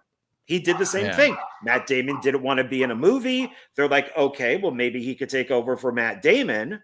Yeah. And so he's the guy now that takes over for people. Hey, you know what? And I need to get caught up on, and sorry about the dog barking. I need to get caught up on Mayor Kingstown.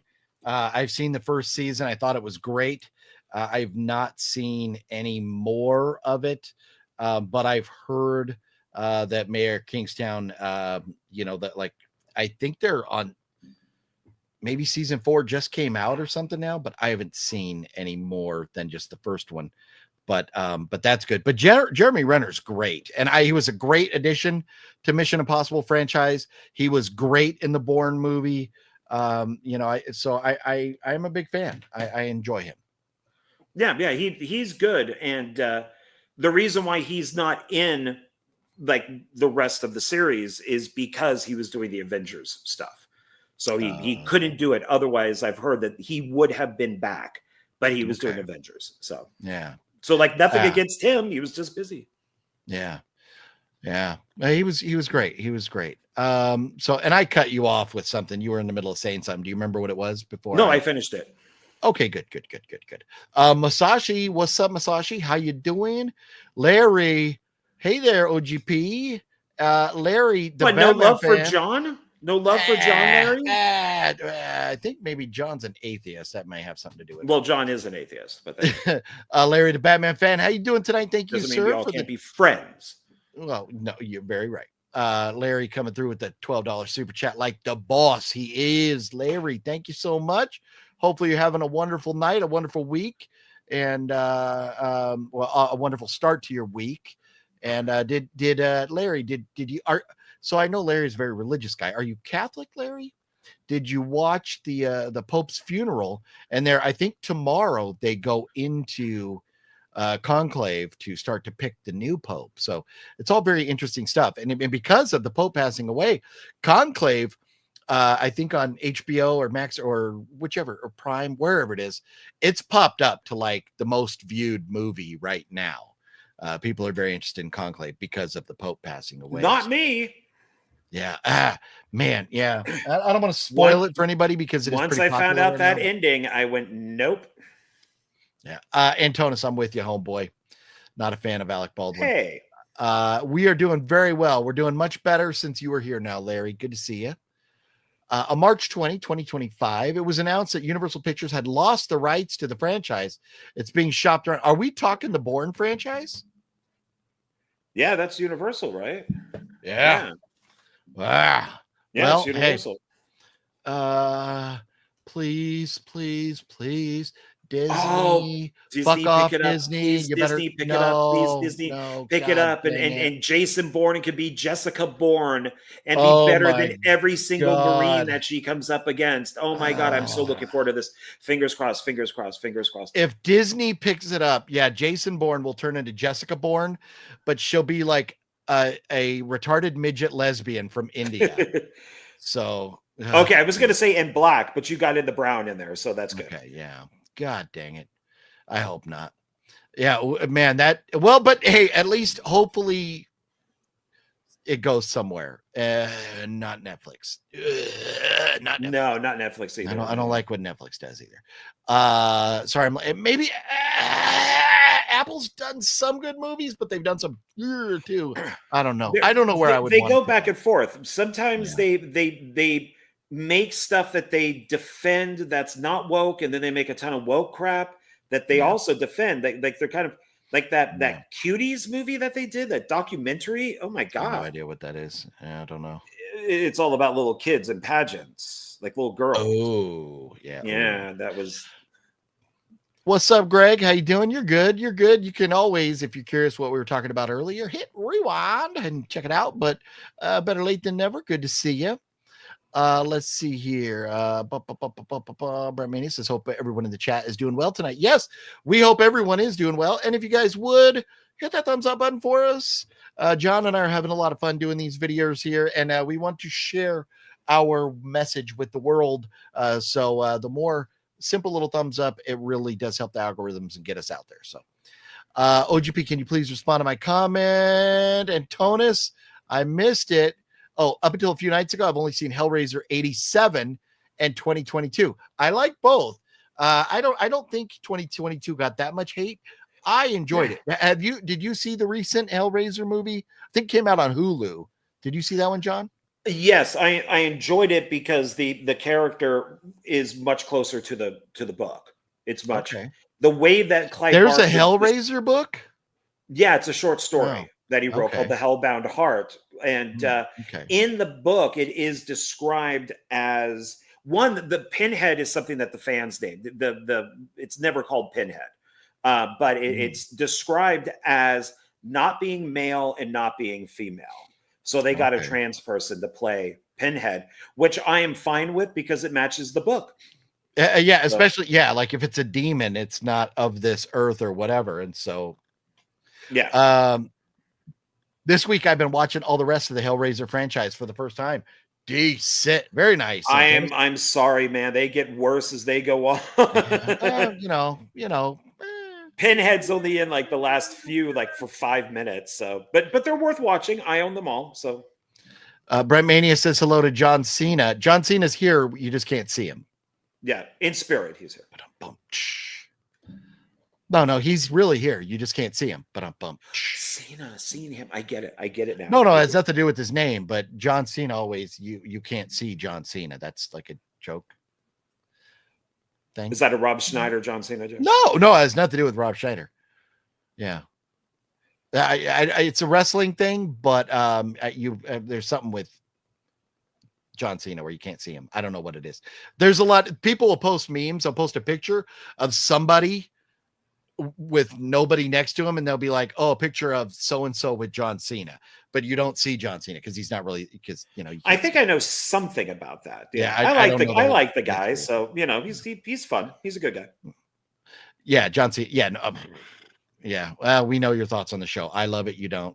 Oh, Peacemaker. No, it's. I hate what they did to Vigilante. It's such a disgrace. Yeah. Well, the rest of the show is phenomenal. Larry is not a Catholic. I'm a non-denominational Christian. Well, there you go. Very cool. As long as you've got the faiths. OGP for the new Pope. I'm down. I will gladly move on in to the Vatican, and I will be like, check it out. From here on out, moving forward, if you're like a holy guy, you're like allowed to have a wife. Like you don't have to be celibate, because to me, the celibacy, that's kind of what leads to priesty guys touching little boys and stuff. And so we would move away from that. I'm down though. I'll be Pope. OG Pope. I'm the OG Pope. That's it right there. Yeah. Thanks. Good to be here, even though I'm not really interested in horror. And Larry, we talk about a lot of other things, including we were talking about some non-horror movies here. It's been shopped around. The Bourne, yes, talking about comic books. Larry is all about comic books. Bourne is being shopped around. Potential buyers including Paramount. Okay, I'll take Paramount. Netflix and Apple. Is also unknown if Damon will return to reprise his role. I hope, man. Give me a Damon and a Renner movie. That's what I want. Jane Bourne. I don't. No. I hope you have a chance to check out Devil May Cry, starring Johnny Young Bosch and the lovely Scout Taylor Compton. It's awesome. Double J, what up, Double J? Devil May Cry. I think I might have that. John, have you seen Devil May Cry? No, I know of it. Isn't it anime, or is it now like a live action anime?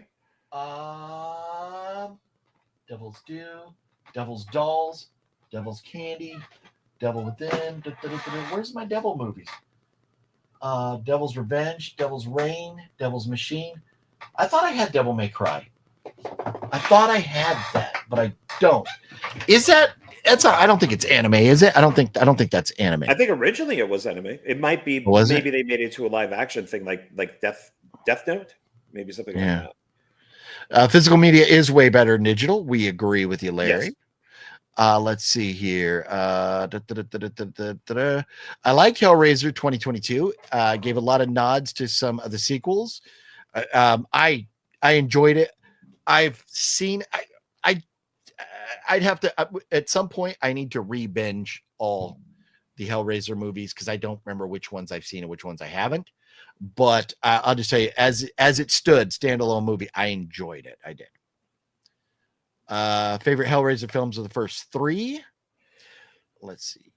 I would say the first four, but yes, I agree. The problem with part 3 is that you can only get the R-rated version. The VHS is unrated. They have not re-released it yet for some reason. So that kind of stinks. Larry says, is it always hot in California? What's the weather currently? Well, right now at 8:37 p.m., it's 59 degrees outside. It's going to be 83 tomorrow. So it's going to be a beautiful day here. But I've heard it's always sunny in Philadelphia, though. Yeah, it's always sunny. And they also say it never rains in Southern California, which is a load of shit because Saturday it rained substantially. But does OGP shit in the woods when I have to? If I'm in the woods and I got to take a dump, I'll gladly take a dump in the woods. So, John, have you ever taken a dump in the woods? I try not to, but yes, and I accidentally used poison ivy as toilet paper. Ooh. And I was gonna say too, and I don't mean dump my running downhill because you heard a noise in the bush while you were urinating and then eating shit and falling on set. I didn't mean like that kind of dump. I did do that. I know you did. I did do that. I did. Yes, I did do that. It was like 3 a.m. and I was taking a piss and I heard something right in front of me growling and I freaked out. And I know exactly the type of person I am, which is I'm going to leave you there and I'm going to run. And my heart was beating 1,000 miles an hour and I tripped over a rock and my face hit right into the dirt. And I could hear somebody in the background go, "John just ate it." Something like that. That's amazing. That's amazing. That's amazing. So let's see here. One of Hellraiser movies is not Hellraiser. They only added Pinhead in it. Yes, there's 2 films that are based. Well, there's one script that they bought that was not Hellraiser. Well, almost anything after part 4, really, that it was a script that they turned into a Hellraiser movie. But there are 2 Hellraiser films that are based off the same script. They just changed the names. That's all they did. Yeah, and I think one of them is called Deader, and I forget what the other one is called. So it is anime. So Devil May Cry is anime. Oh, Devil May Cry. Why that sounds familiar to me is because I don't I think I even had posters that they had thrown away in dumpsters at GameStop from Devil May Cry back in the day. So I know I have the video game I think for PlayStation 2. Johnny Bosch does voices for anime, so probably is anime. So yes, so anime is the verdict on Devil May Cry. Okay. Nick B, what up, Nick B? You need to check out a movie called Asylum Blackout. John, are you familiar with that movie? No. I am not either. So where can we watch Asylum Blackout, Nick? I want to say it sounds familiar, but at the same time, there's a lot of movies with the word asylum in it. So that may just be a connection I'm drawing there. Somebody earlier asked if we watch The Righteous Gemstones, and my answer to that is yes. Yes, I do. Oh, I don't think Philip does. No, I tried to, and after like 10 minutes, I gave up. It wasn't for me. I've watched every season. I don't do a lot of comedy stuff. But you're enjoying it all, John? Righteous Gemstones? Minus the Halloween remakes, I love everything those guys make. So, Danny McBride and all of them I think are hilarious. Oh, yeah. Yeah. 2018, kind of okay. And then the second one kind of solid. The second one I could deal with, had some issues. Hated it. The third one, the Corey story, can eat a fat one. Ugh. I hated it when I first saw it, and now I'm a big defender of the third one. So, hang on a second. Unplug.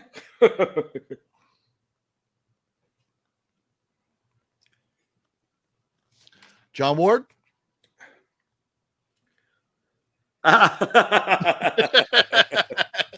We do not like the Corey story. It's just Christine. No. So anyways, we got other stuff to talk about too. So one thing I do want to mention kind of quickly is that I have been binging the Conjuring franchise. I love the Conjuring movies, and maybe someday we'll do like a full detailed video on the Conjuring franchise. And I'll do like a ranking and all that stuff. But Annabelle Creation is great. Conjuring 2 are great. The Nun 2 is great. And the original Nun is Annabelle Comes Home is the original Annabelle is good. But overall, I love the franchise. I absolutely love the franchise. And so I was like, when that was done, I was like, okay, well, I need something else to scratch the itch. So I started watching the Insidious franchise. So and also just recently buying them, completing the franchises out there in Vegas at Zia Records when I was out there at John's. So I popped in Insidious, and I'm sitting here watching. And then there is, what's his name? Patrick Wilson sitting there in the classroom, and there's a freaking Billy from Saw drawn on the chalkboard behind him. And I was like, I got all excited because I do love me some Saw movies, and I love Billy, and I love when directors, put little things in their movies from other movies. And so then Fat Samurai Guy says, when we're talking about the James Wan films, he goes, 2 movies from James Wan that are underrated or people never really talk about are Dead Silence and Death Sentence. I think horror movie fans know Dead Silence. This is pretty popular amongst the diehard horror communities. I think it is. I think now it is. It bombed when it originally came out. Yeah, okay, I will agree with that. But at like horror conventions and stuff, Dead Silence, you see people dressed up like Mary Shaw or like the puppet or whatever. So it's pretty popular. And but you're right, maybe at first it wasn't. But so I rewatched. I was like, okay, you know what? I'm on a James Wan kick right now. So, and James Wan may be the second filmmaker I decide that I'm going to be a completionist on. But Dead Silence, I love this movie. I've seen it before. I loved it. And I discovered in this, there is a hidden Billy in here too. So I was like, oh shit, Insidious has a hidden Billy. Dead Silence has a hidden Billy. And then the other one after Phat's, because Phat Samurai Guy mentioned these to me, I put in Dead Silence hoping there was a hidden Billy. And hell yes, there's a hidden Billy in this. So James Wan is like throwing Billy, the puppet from Saw, in like different shapes or different like a painting or a drawing or whatever in the background. In here, he was one of the puppets. In here, he's a painting. And here, he's drawn on a chalkboard. So I thought that was awesome. So be on the lookout. And if anybody knows about hidden Billies and any other James Wan movies, please let me know, because I'm absolutely loving this stuff here. So it's have you I know you've seen Insidious. Have you seen Dead Silence and Death Sentence, John? So a year or so ago, Jonathan Moody and myself over on his channel for Horror Film Lovers, we started off with Scream, and then we went everything Wes Craven, and we tried to link things, and then eventually that linked into James Wan, and we reviewed, as long as it was horror. Jonathan would not do like Death Sentence and stuff, but as long as it was horror, we reviewed it. So yeah, it's Horror Film Lovers. So he won't do it. Oh, gotcha. Okay. Yeah. So we reviewed in detail all the Conjurings, all the Insidious, all that stuff. I really like Death Sentence because it is based on the sequel book, and I can finally say Death Wish is correct. So it's, I forget the writer's name of the book, but I enjoyed that quite a bit. So yes, I am a huge James Wan supporter, a Lee Whannell supporter. Even though we did do Wolfman, okay, whatever. We all can't be perfect. Yeah, but I love that entire world that both of them have created. So nice. Yeah, and man, yeah. Death Sentence was a lot of fun. I had not seen that before, not gonna lie. But I'm telling you, it's funny. I left a message because I don't want to spoil this for anybody that hasn't seen it, but just a few minutes into this movie, as a father myself, I was furious. I was ready to go whoop some ass for what had happened in this movie. And I left a message for that Phat Samurai Guy, and Facebook. Apparently, I used some words in my voice message I sent to that Phat Samurai Guy. Facebook's like, we're not sending that message. And it wasn't me yelling at Phat Samurai Guy. It was me yelling about this movie, being mad. And Facebook's like, no, we're not sending that message. So I had to send it again, saying like nicer words. But this movie got me going. It got my blood flowing, man. And I loved it. Absolutely loved this movie. And Dead Silence. So yeah, James Wan, man, he is climbing the ranks in my favorite filmmakers. He really is. He's also very active on Facebook, and he is on his Facebook page. It's not like an assistant.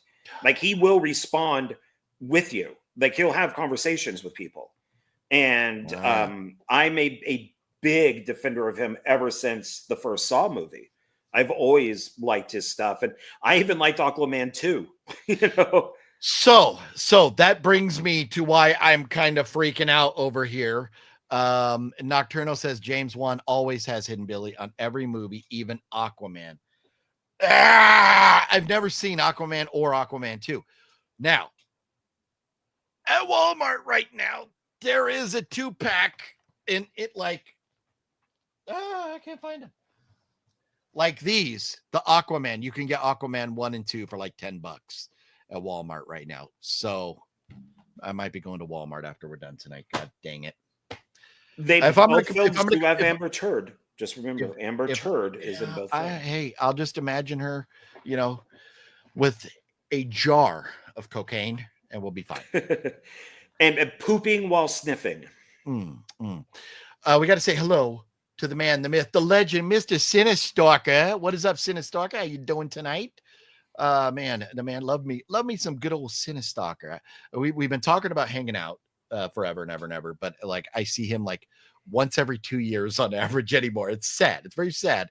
But it's just it's kind of far and a lot going on in our lives and stuff. But man, we got to make it happen one of these days.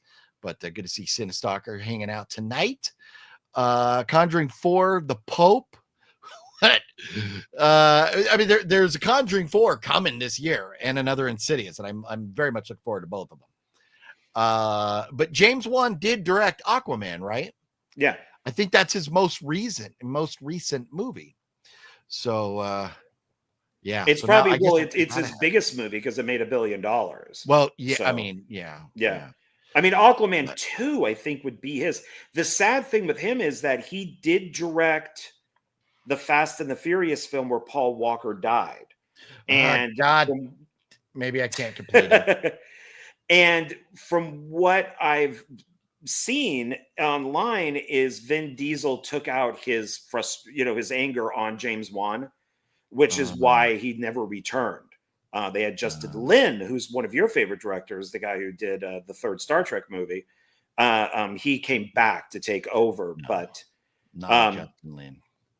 So it's but yeah, it's James Wan did a good job on it. And it just shows that he can take, unfortunately, when somebody does die tragically, that he can fix the movie, that they could still come out with something that's good. I will never be a James Wan completionist, so I won't go get Aquaman. MacGyver, the TV show, he directed an episode, that doesn't really count. But Malignant, I hated Malignant. Maybe I'll go rewatch it. Loved it. But I have no desire to see Aquaman. I did not like Malignant.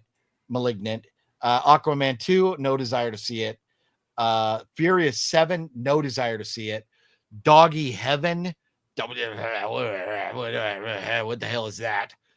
But hey, Saw, Dead Silence, Death Sentence, Insidious, Conjuring, Insidious Chapter 2, Conjuring 2. I'll take it. That's good enough for me. Fall Rain, what up? Fall Rain, what up? Yeah. Oh, yeah. Indeed, it is. Oh, yeah. It's vamp time. It's vamp time, baby. Baby. Ooh, I made the comments go away. What's up, Fall Rain? How you doing? Are either of you gum chewers? Every once in a while, I'll chew gum. It's not something when I go to the store, I don't make sure I pick up gum. But I do like Gum Talk with Cody Clark. He is a phenomenal a talker about different types of gum and stuff. So anyway, so those I've been watching some James Wan lately. Why don't you show us what pickups or whatever you got going on? What else you got left over there? I have 3 things. And I picked this up. I went to Five Below because I was getting something to eat and like, oh look, there's a Five Below. So nice. I went in and I grabbed.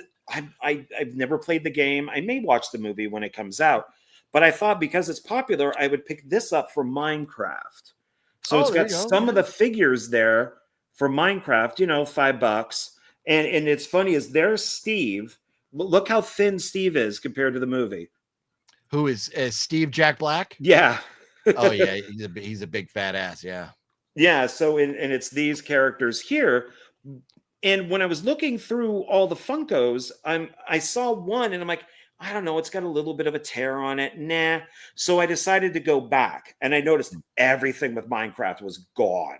So I'm glad that I picked this up. Yeah. But I did pick up, this is for the movie that it is actually not a hate buy. This is the same thing as The Flash with Supergirl. Is I found the actress who plays Supergirl to be really hot. And so I picked up the Funko for her. This is the Marvels, and so I picked this up because of the actress who plays the villain. She's married to the actress who plays Loki in real life, but it's Dar Bin, and I just find her character to be really hot. Oh, yeah, I've seen that at my local Five Below. I've seen that there. And it's got a little bit of a tear, which, all right, fine, whatever. Yeah. But but it does have on the back, like, I would pick up Captain Marvel. That would be a hate buy. Nick Fury wouldn't be too bad, but I just picked this up in the same vein as Supergirl. I just think that I don't really even know what she looks like in real life, without all the makeup, but I just thought the character was really hot. And I'm just like, let me pick that up. This is Perv. It is. I pick up things because I pick up Funko Pops because they're hot. Yeah. Make a sexy time with your Funkos. Ooh. X-rated.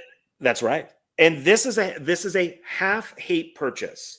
So I have the Batman Valentine's Day one where like his ears bitten off. And I thought, I kind of like that it's a Valentine's Day. It could sit next to the Batman, but I hate the character. And if I ever find the character just by herself, I'm going to pick it up. So this is half a hate buy. And that is the Valentine's Day Ray. Oh, yeah. I saw that there too. Yeah. So I figured I would pick it up. But there is also Princess Leia. They got the cool. They didn't, of course, have the cool stuff. So they have Princess Leia. That would have been worth it. BB-8. Okay. And Kylo Ren. But they have Rey. Thanks. There's a reason it made it to Five Below. Yeah, and there were a ton of them. But I thought, I could sit next to Batman, and I hate Rey. There were a ton of them at my local one as well. So, yeah, they overmade those. Yeah, so that's everything. That's everything that I have. Yeah. Okay. What up, Jeff? How you doing? Jeff says Conjuring was really brilliant. I think so. I love the Conjuring movies. Good stuff. Larry, movie. I saw the first film, Aquaman. Nice. Let's see here. Here you go. Important stuff. What's your favorite toppings on a pizza? OGP and John Ward. John, I'll let you go first. What are your favorite toppings on a pizza? You are going to think this is absolutely insane. Oh, absolutely insane. Ooh, okay. Juicy. We're getting juicy here. Because I used to do a calzone.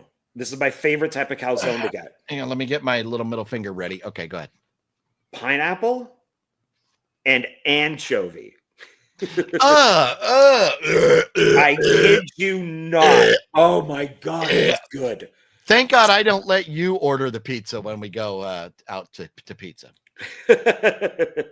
Wow. Well, what's yours then? Pineapple and anchovy, huh? Okay, all right. That's unique though. At least that's unique. There you go. I mean, these days it would be more pineapple and probably black olive or mushrooms or something. I don't do the anchovy as much because I got so much shit for it. But but yeah, that would be my favorite. You like all the things I hate. Anchovies, olives. Ugh. The one thing I could do would be pineapple, but I'm not the biggest fan. If I'm wanting pineapple on something, it's going to be on a burger. The first time I ever had this burger, years and years and years ago in Hawaii, it was called the Don Ho Burger that I had at Jackie Chan's restaurant. It was a restaurant Jackie Chan owned, and it was called the Don Ho Burger. And it was a beef patty with cheese, a teriyaki glaze, and pineapple grilled all. And it was amazing. A few years after I had that, then Carl's Jr. came out with like a similar kind of burger. And I don't know what they called it. But I really enjoyed the pineapple on the burger with the teriyaki. It was phenomenal. Yes. On a pizza, so for me, my favorite toppings are nothing fancy or whatever, pepperoni and sausage. And it depends on the type of sausage. There's some places you get that real good sausage. Other places they use like the cheaper sausage, and I'm just not a fan. Like Pizza Hut or Domino's or whatever. I can take or leave their sausage. But Round Table Pizza, if anybody's ever been to a Round Table, their sausage is amazing. So I do love a good sausage, a nice sausage on my pizza over here with the pepperonis and a sausage. And then so when I was out there in Vegas with John, we went to Giordano's, the deep dish Italian Chicago place. And they have, it's called Meat and More Meat. And you get it. It has pepperoni, sausage, ham, and bacon. But the bacon to me is kind of too overpowering. I like bacon, not on my pizza. So we got it without the bacon. I thought it was fucking phenomenal. So that's it for me. Sausage and pepperoni. Nothing fancy like anchovies. Well, yeah. How about them apples? Anyone watching The Studio on Apple? It's a meta comedy about making movies. I don't have Apple. I got it for like a free trial to watch a movie, and then after the week I canceled it because I couldn't find anything else to watch. So I am not. Are you, John? no, it's Seth Rogen, and I don't like Seth Rogen these days. I used Oh to be a massive yeah. fan. Okay. Yeah. No, I am. I Seth Rogen is kind of I just got tired of him. Everything was like, let's smoke weed and act dumb, and I just These days, because of what happened with James Franco, he's Mr. Woke beyond belief. I mean, it is he destroyed Santa, he destroyed He-Man, he completely cucked He-Man. He's like double and tripling down on wokeness, I think, because of James Franco. Oh, that sucks. Are they working on another James Bond movie? They've been talking for a while about who was going to be the next James Bond. I don't know where they are with that. Have you heard any news, Don? Yeah, it's Amazon, and it's they want to do a James Bond multiverse. So the first thing they're going to do is a Moneypenny spinoff. So apparently Moneypenny was a spy, and then she became a secretary. So I am not looking forward to this at all, because these are basically going to be done by the same freaking people who did the last James Bond movie, which was freaking woke beyond belief, and I hated it. So yeah, that sucks. Are y'all into sorcery movies like The Beastmaster? I don't think I've ever seen any of the Beastmasters. John, are there more than one Beastmaster movies? There are 3 movies and 1 TV show. Okay, I thought there was like a franchise. Your thoughts on them? The first one is great. The first one is because it came out around the Conan the Barbarian time. So the first one is great. The second one is he's in the past and then ends up in the future. So he ends up in like modern day LA, I think, probably for budgetary reasons. And then the third one is, I believe, with Tony Todd. And I think it goes kind of back to the past, but it's very low budget. The TV show has a different actor. It's normally Mark Singer, but it has a different actor. I think it lasts for a couple seasons. It's not bad. They're fun if you enjoy like the Conan type movies. You know what, man? It's probably been since the 80s since I seen it, but I remember Beastmaster. Yeah, he talks to the animals. He has like the little ferrets that run around. He's got the tiger. Yeah, but it probably has been since the 80s since I've seen it. So, but yeah, and I've never seen any of the sequels. So maybe one day. Let's see here. Pineapple on a pizza is delicious. Well, there you go. You have support. And Metal God as well. The Big Kahuna burger. Metal God. I think that's right. That's what Carl's called it, right? The Big Kahuna. Larry hates pineapple and anchovies on a pizza. Okay, so I'm Team Larry. Geeked Out Turtles fan, what up? Pineapple does not belong on a pizza. There you go. We got a poll question here for us now. I'd rather eat chicken parm pizza. You know what, though? I've had like pizza where instead of pizza sauce, where they've done barbecue sauce with chicken on it. Have you ever had anything like that, John? I mean, I've tried different types of pizzas, but I just know what I like. So, and I'm Italian. So if I say that pineapple and anchovies can go onto a pizza, they can. You say bippity boppity boopity, forget about it. That's right. I think McDonald's had a burger like that called the Hula Burger. Okay, I didn't know that. I don't know that I would trust pineapple from McDonald's. Islands. Have you ever been to that restaurant, Islands? They have a great burger with the pineapple on it. You know what? It's probably been 20 years since I've been to an Islands, but yeah, I didn't think about that. Yeah. Pineapple and anchovies, not my style on pizza, but being an OG New Yorker, pineapple on pizza is a big no-no, but I can see pineapple and anchovies due to the sweet and salty. Oh, yeah. Okay. And that's, thinking about it, like going to New York and going, and we love Ray's. We love, like you go to the hole in the wall shops where you walk in, grab a slice and go. You know, the one Ray's right there in Times Square is sentimental to us, nostalgia, because we went there when the kids were little. And we've loved their pizza, but we've been to several different.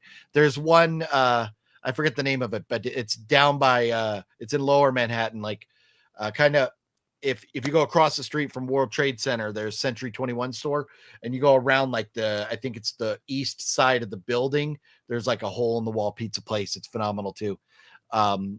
So we love it, but I don't remember ever seeing all the different types of pizzas, because they'll have the pizzas out and then you say, let me get a slice of that one or whatever. They take the slice, throw it in the oven, heat it up, and then give it to you on a plate. So I don't remember ever seeing pineapple there though. So it makes sense what Greg is saying. Let's see here. Larry says, agreed, pineapple and veggies don't belong on pizza except for mushrooms. See, and I'm not a mushroom fan at all in real life or on pizzas. I'm not a mushroom fan. Will you eat mushrooms on other things, John? Yeah, I like mushrooms. I have no problem with them. Okay. See, my wife, you could take like a big portobello and you got to rinse it off real good, get the dirt out, and throw it on a grill like a burger patty, and then use that as the burger, or put it on a. I've had those. Yeah. I've had that. Yeah. You also, I like that type of stuff with eggs. You kind of mix it into the eggs, make them all scrambled. Yeah. Well, here we go. We'll do one more food question, then we got to move on because we don't have all night. And this one, I have a very strong, firm opinion, but I know the Beastie Boys believe hot dogs require mustard. That is correct. John, do you believe ketchup belongs on a hot dog? No, hot dog ketchup goes onto a hamburger, mustard goes onto a hot dog. It's just that simple. So what about like a Chicago style dog? I don't think Chicago puts it on there, but Chicago, you go to Chicago and it's like they load it up with all kinds of toppings on there.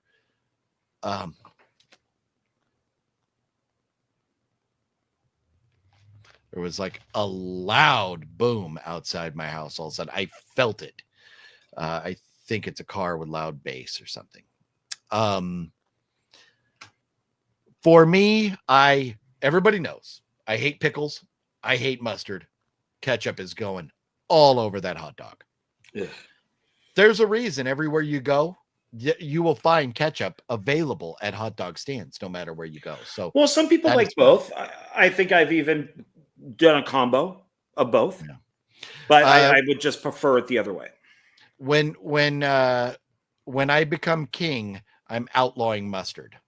So enjoy it while you can. There will be a revolution. Yeah, no, and that my guards will impose my will of destroying every mustard seed on this planet, and there will be no more mustard. Wrong. Yeah, but I do. I'm all about. And I find it very interesting. Hot dogs. You go to Boston, and in Boston, they don't use hot dog buns. Hot dogs go on bread. You go like outside Fenway Park. Went to Fenway Park to watch the Sox play baseball, and you get the hot dog stand outside. It comes on a bun or on bread. So it's very interesting. Chicago has their Chicago style dogs. I think New York is kind of like Coney dogs with like just a dog with mustard on it. I could be wrong. I don't know, but let's see here.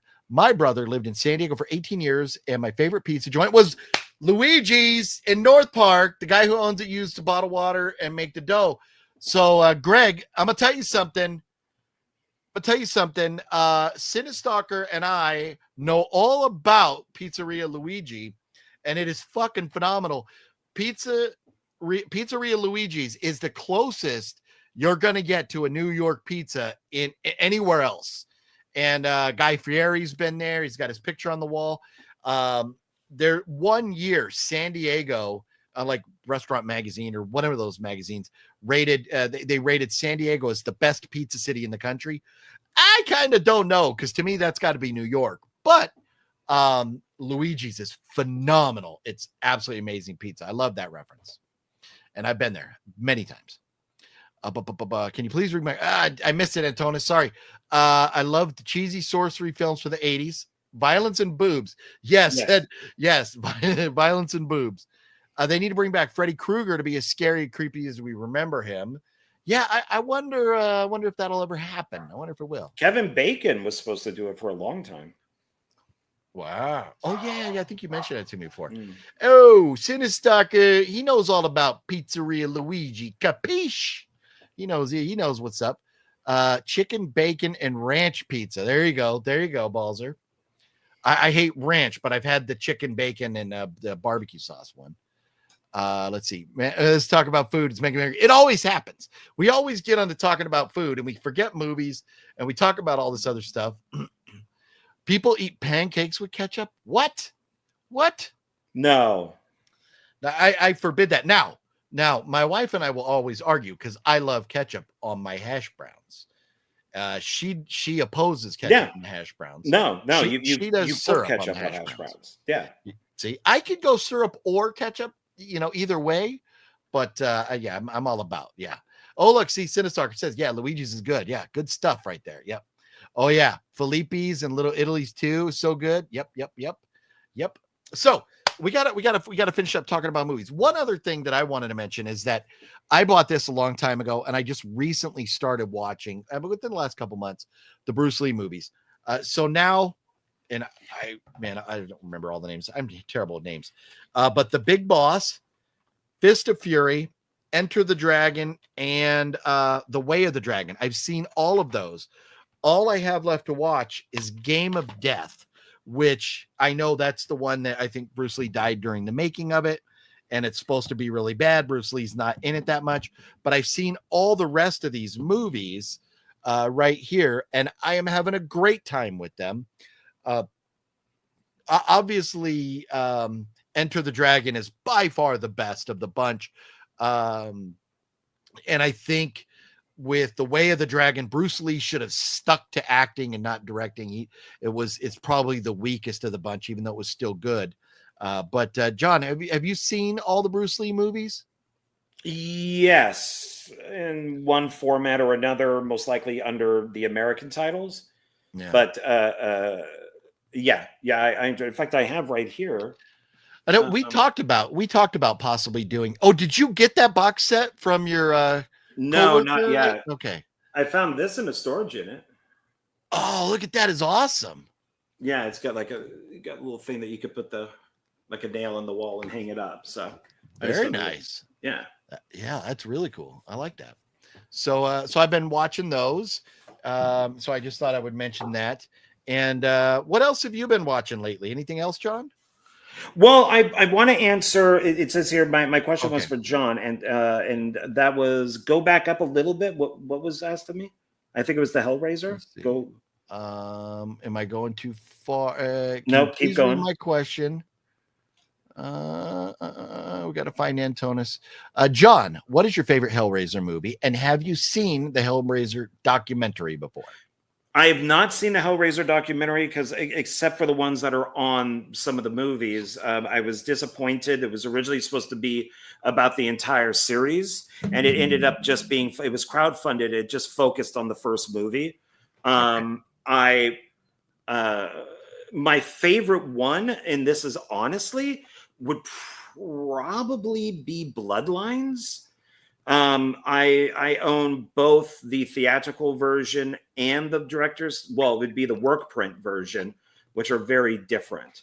But I also really like part 3 when it's uncut, which, by the way, I did pull up here. I figured now is a good time. It does say on here. Let's see the difference between Hellraiser 3 on Earth 4K. It does say the running time for the theatrical unrated cut is 3 minutes longer. This disc is currently only available as part of the Arrows 4K UHD tournament of tournament. Cordit? I don't know what that is. Which includes so you can find Arrow has released it on Hellraiser 3, but I think they get. I like 1. I like 2. 3. I enjoy it. It's very American. 4 I like because I like the space stuff and flopping back and forth. And then pretty much from 4 on, they kind of just go downhill. Yeah. So, what are you gonna do? Yeah, I mean, I've met Clive Barker a couple times. He's a nice guy. He's very old and frail. Recently he just retired from doing conventions, which is a bummer. Yeah, I was at a convention with Joe Lujan, and they wheeled out a man in a wheelchair, and he goes, "John, that's Clive Barker." I'm like, "No, it isn't. That's not Clive. Wow, it isn't." And I would not, and I still don't believe the person in the pictures I see that say Clive Barker is Clive Barker. It looks nothing like him, absolutely nothing. Wow. So, but I guess it is. Sucks. That sucks. House of G-Fam says, no way, Game of Death is fantastic. Okay, well, good. Because, like Wet Movie 1 told me that, it's, pretty rough and stuff.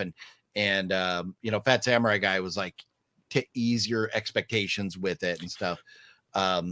What's your thoughts on Game of Death, John? I see you itching there. Well, he started Game of Death and then he went to go do Into the Dragon and then he died. So he was going to come back and finish Game of Death.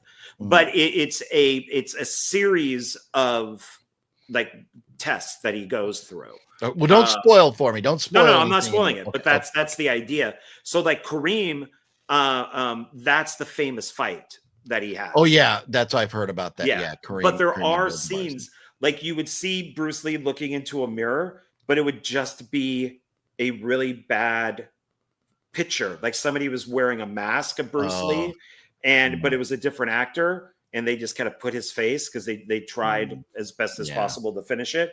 I got to be honest, I am more of a fan of the Bruce Lee ripoffs than I am of the Bruce Lee stuff. Oh, you see, and somebody just released, I don't know if it's Vinegar Syndrome maybe, that released like box sets of all the movies, like, Bruce, whatever they're called, but all the Bruce Lee knockoffs with all the different Bruce Lee guys, different guys playing that kind of role or whatever. Yeah, and they all do sequels. There's Game of Death 2, and I think there's like Big Boss 2. Then there's like Bruce Lee Fights Back from the Grave, I think is one of them. And, God. And it shows a picture of him like fighting out of the grave, but it's starring like Bruce Lee as like L.I.I. or something like that. Oh, yeah, that's funny. That's funny. So I'll be checking that out soon here and finishing up this box set. Jeff says, love the box set. It's a must have. I grew up in the 70s. He was huge.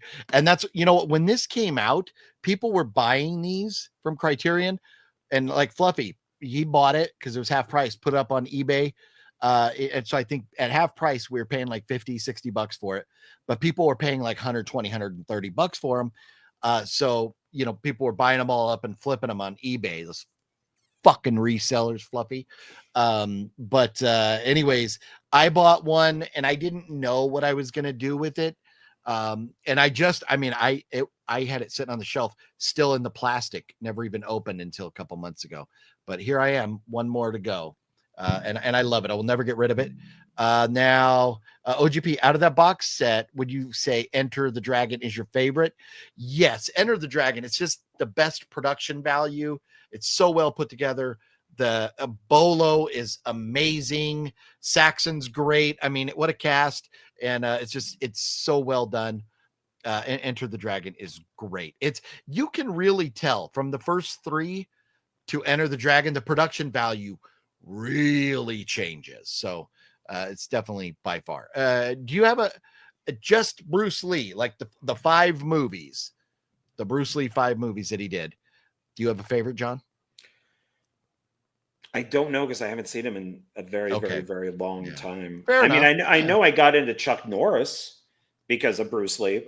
My mom took me to go see Good Guys Wear Black, and I watched every Chuck Norris movie in the theater for probably like 10 years. So, yeah. Man, I'll tell you that the fight scene with Bruce Lee and Chuck Norris at the end, that obviously was the highlight of the movie.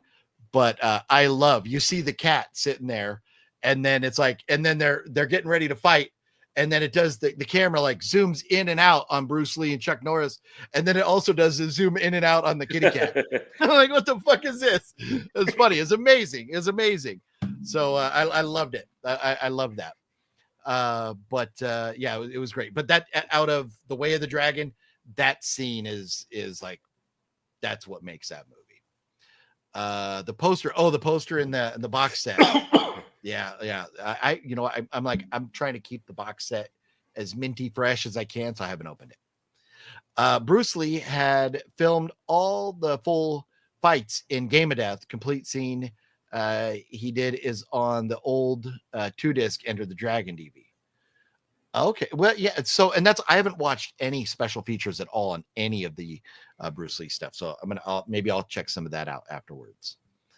Let's see. Oh, they butchered Game of Death and redid it, huh? Okay.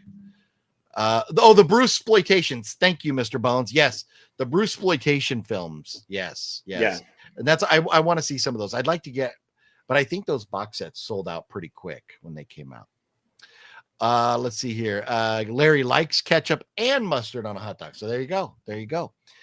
Arrow also released region free 4K from the UK tetralogy. I wonder if it has the same disc as the Quartet of Torment.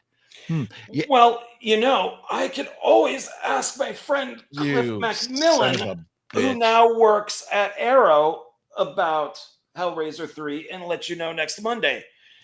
Oh, look at this. Maybe one of my favorite names I've ever seen here. Dead by 5 Hookers. Can you check out my live stream if you like horror games? Not a big gamer, not going to lie, as far as especially newer video games. For me, you give me Tetris, in which it's funny because on Tetris on my phone, I am on level 4,938. So I've played almost 5,000 levels of Tetris on my phone. I'm hooked on it. I take a lot of shits. What are you going to do? I think the best Bruce exploitation, in my opinion, is Dragon Bruce Lee story starring Jason Scott Lee. Okay, yeah, I haven't seen any of them. That's Dragon, the Bruce Lee story, and it's about Bruce Lee, and it came out the same time that Brandon Lee died. Oh, right around the time. Maybe I was talking about that with Fat Samurai Guy or something. Because that rings a bell. But because I recently got the 4K of The Crow, and it sucks, but I thought I'd get it anyways. Giving John time to react right there. I kid. I would never bought the 4K. I kid. But we were talking about it with Samurai, and I think maybe one of them mentioned that. Yeah, what's weird in that film is that Bruce Lee was having nightmares of Brandon dying, which was in real life. He said that he was having nightmares. Yeah. Maybe you mentioned that to me then, because I remember that now. Yeah. Stop burping, John. That's rude. Bruce Lee was also in the Green Hornet TV series. He played Kato. That is correct. Okay. All right. I didn't know that. Green Hornet is my favorite superhero. I absolutely love Green Hornet. Have you seen Donnie Yen's movies? Ip Man. They're based on Bruce Lee Sensei. So you know what? That's one thing I forgot that I wanted to mention about the Bourne movies, and they talk about in Mr. Sunday, is that Bruce, that Jason Bourne, they incorporated, what is it? Bruce Lee's type of martial arts, the one that he kind of created. It's Keen something Do, something Keen Do or whatever. But they incorporated that and some other type of martial arts. And I thought that was really cool that they're using Bruce Lee's style of martial arts in the Bourne movies. I love that. But the Ip Man movies, I've seen none of them. Although, my good friends over at, I'm forgetting the name. Well, they quit doing screeners, so I don't watch much of them, but they're the ones that I used to get all the giveaways for. There was like a young Ip Man or something, but it wasn't affiliated with those other Ip Man movies. But I haven't seen any of them, but Wet Movie One loves them, if I remember right, and I need to check them out. Have you seen them, John? I know of them, but I haven't seen them. No, I think there's like 4 of them or something, but I'm not sure. Yeah, I haven't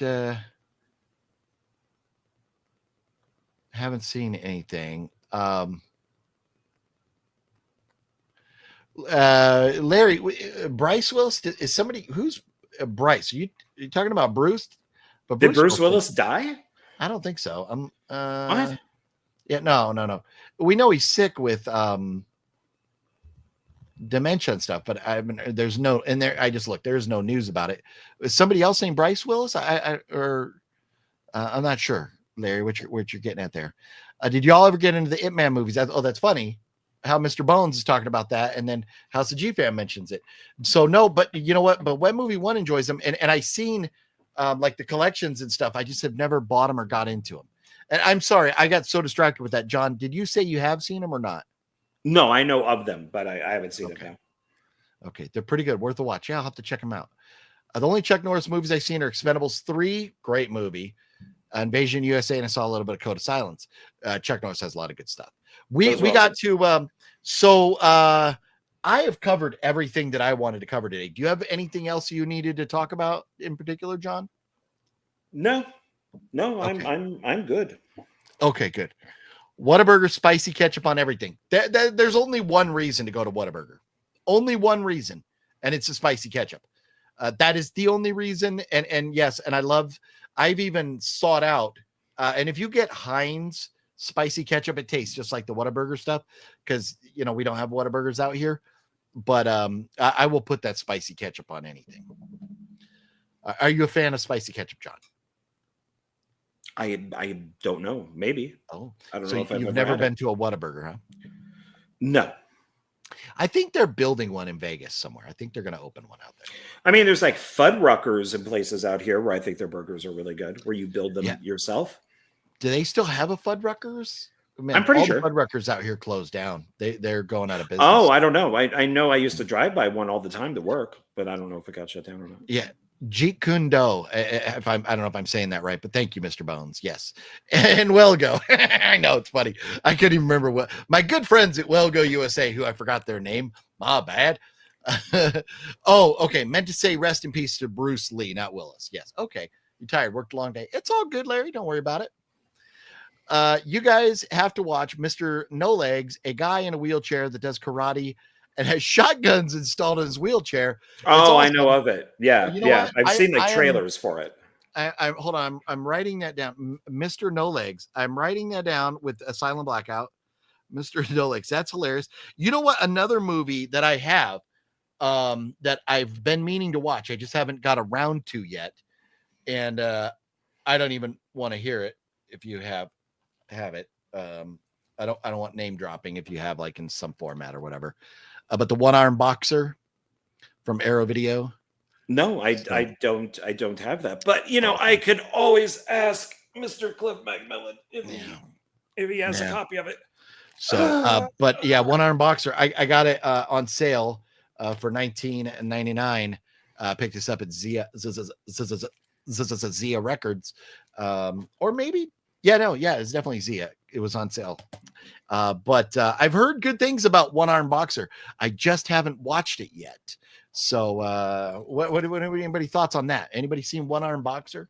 I know I need to get with it. I need to get watching. I just got so many damn movies. I don't have time to watch them all. Let's see here. Jeff, big fan of The Dude. Yeah, man. Gotta love The Dude, man. We love The Dude. I may have missed some comments here. But I think we're caught up. I think we're at 2 hours and 30 minutes here almost. So I think we will get ready to wrap it all up. I ate a Fuddruckers once in New Jersey and got sick. Oh, that sucks. Oh. Me and Fluffy love Fuddruckers. The fact that they have like the nacho cheese pump where you could put nacho cheese on your burger that's like free out there with the ketchup and mustard and everything else. That was one of my favorite things about Fuddruckers. After my mom passed away and we went to her funeral, we all went over to Fuddruckers by where my parents lived, because my parents enjoyed Fuddruckers and they had a lot of seating available. So we ate Fuddruckers after my mom's funeral. So there's my Debbie Downer. Wah, wah, wah. Yeah, way to bring us all down, dude. Yeah, you're welcome.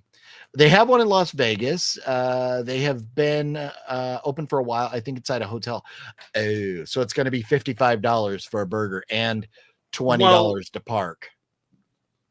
I know of one that's just in a mall. It's like a strip mall, but it's I would drive past it to work. And it would just say it'd be Fuddruckers, but there's probably one inside a casino. Sure.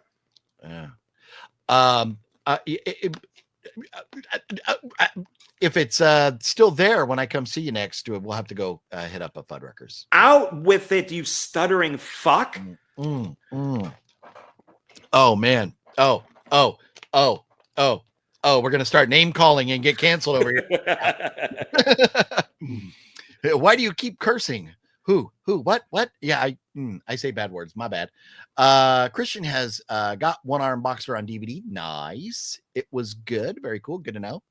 A horror movie I do like. It's called Eight-Legged Freaks. It's a horror movie, but got action as well. It's good. So that's what about spiders or something, huh? Yeah, giant spiders. I own that one. Yeah. That. Oh, Fuddruckers sounds like cursing. Yeah. Well, and that's as a kid, you would always call it red fuckers. Yeah. You never heard that? People saying red fuckers? No. Yeah. Anyways, it was a good excuse to be able to say fuckers, and you wouldn't get in trouble.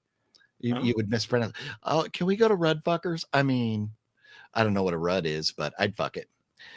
There you go. But I'd love one of their burgers. I am hungry right now. God dang it. I'm very hungry right now. I might go to Walmart and buy a stupid James Wan movie. God dang it. I don't know. We'll see. Probably not.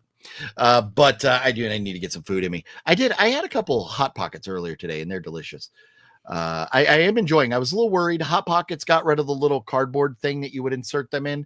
And now you just cook them open in the microwave, and it was a little concerning at first, but they still turn out fine. So I enjoy myself a good Hot Pocket.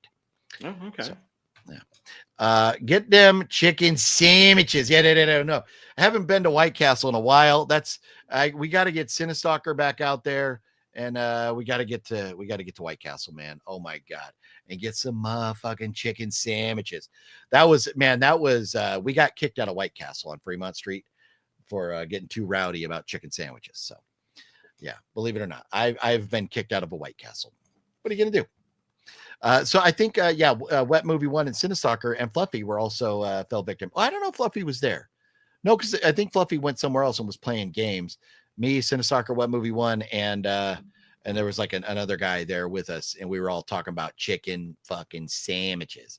Vegas, but I know. See, and so last time I went out there, and I was out there with John, I wanted to do like a Vegas video, but the first night I got there, John got me sloppy drunk, and I think John was trying to take advantage of me, and I was hungover. Oh shit.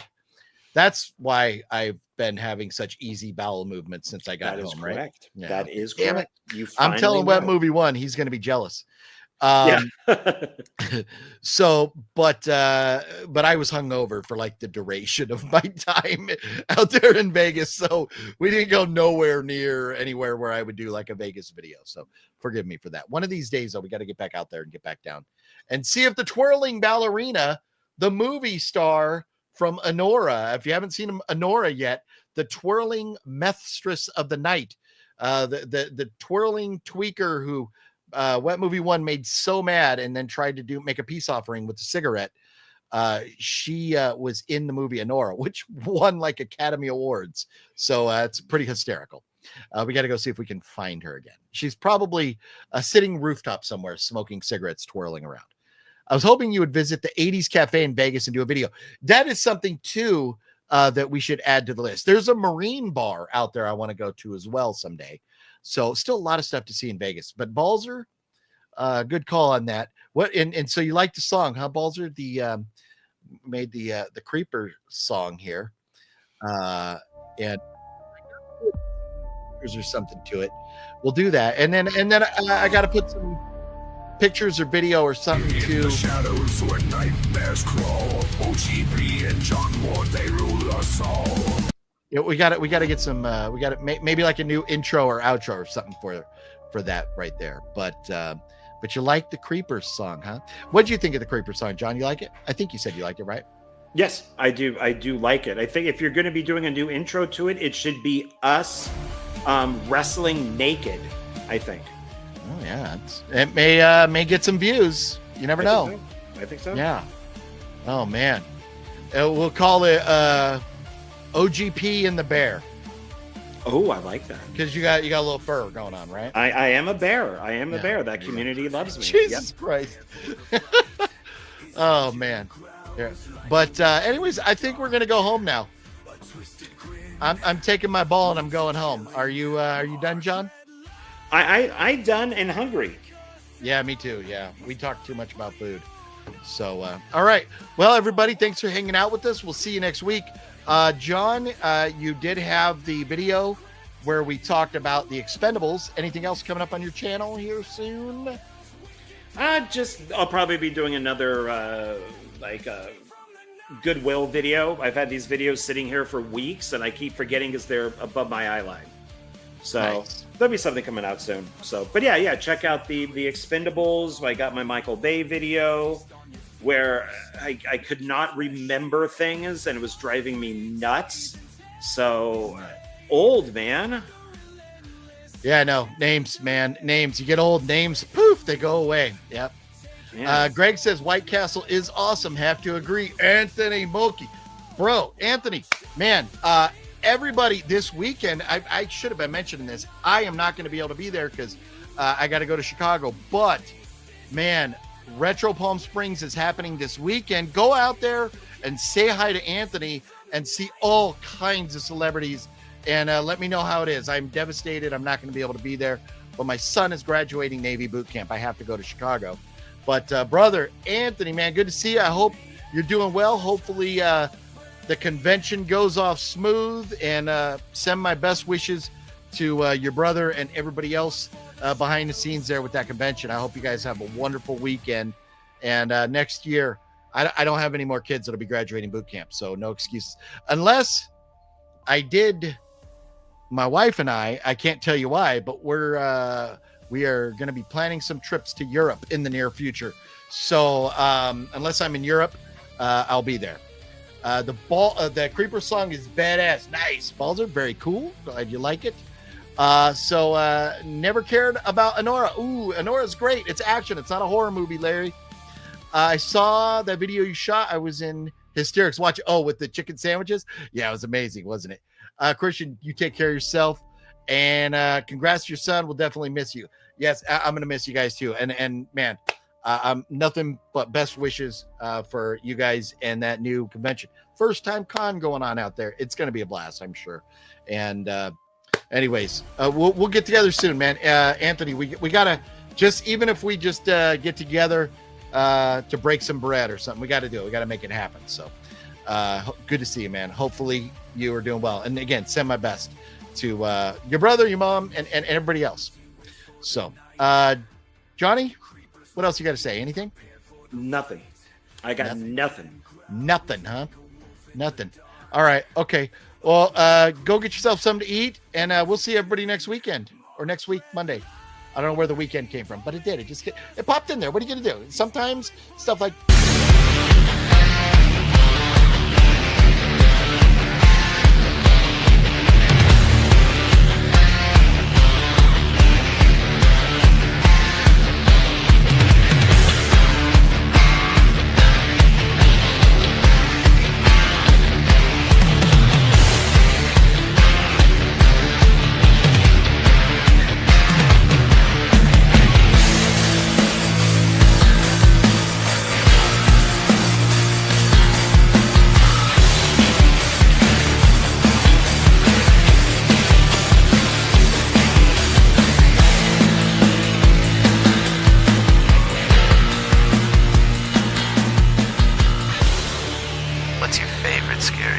I don't know. Most of all, fuck you!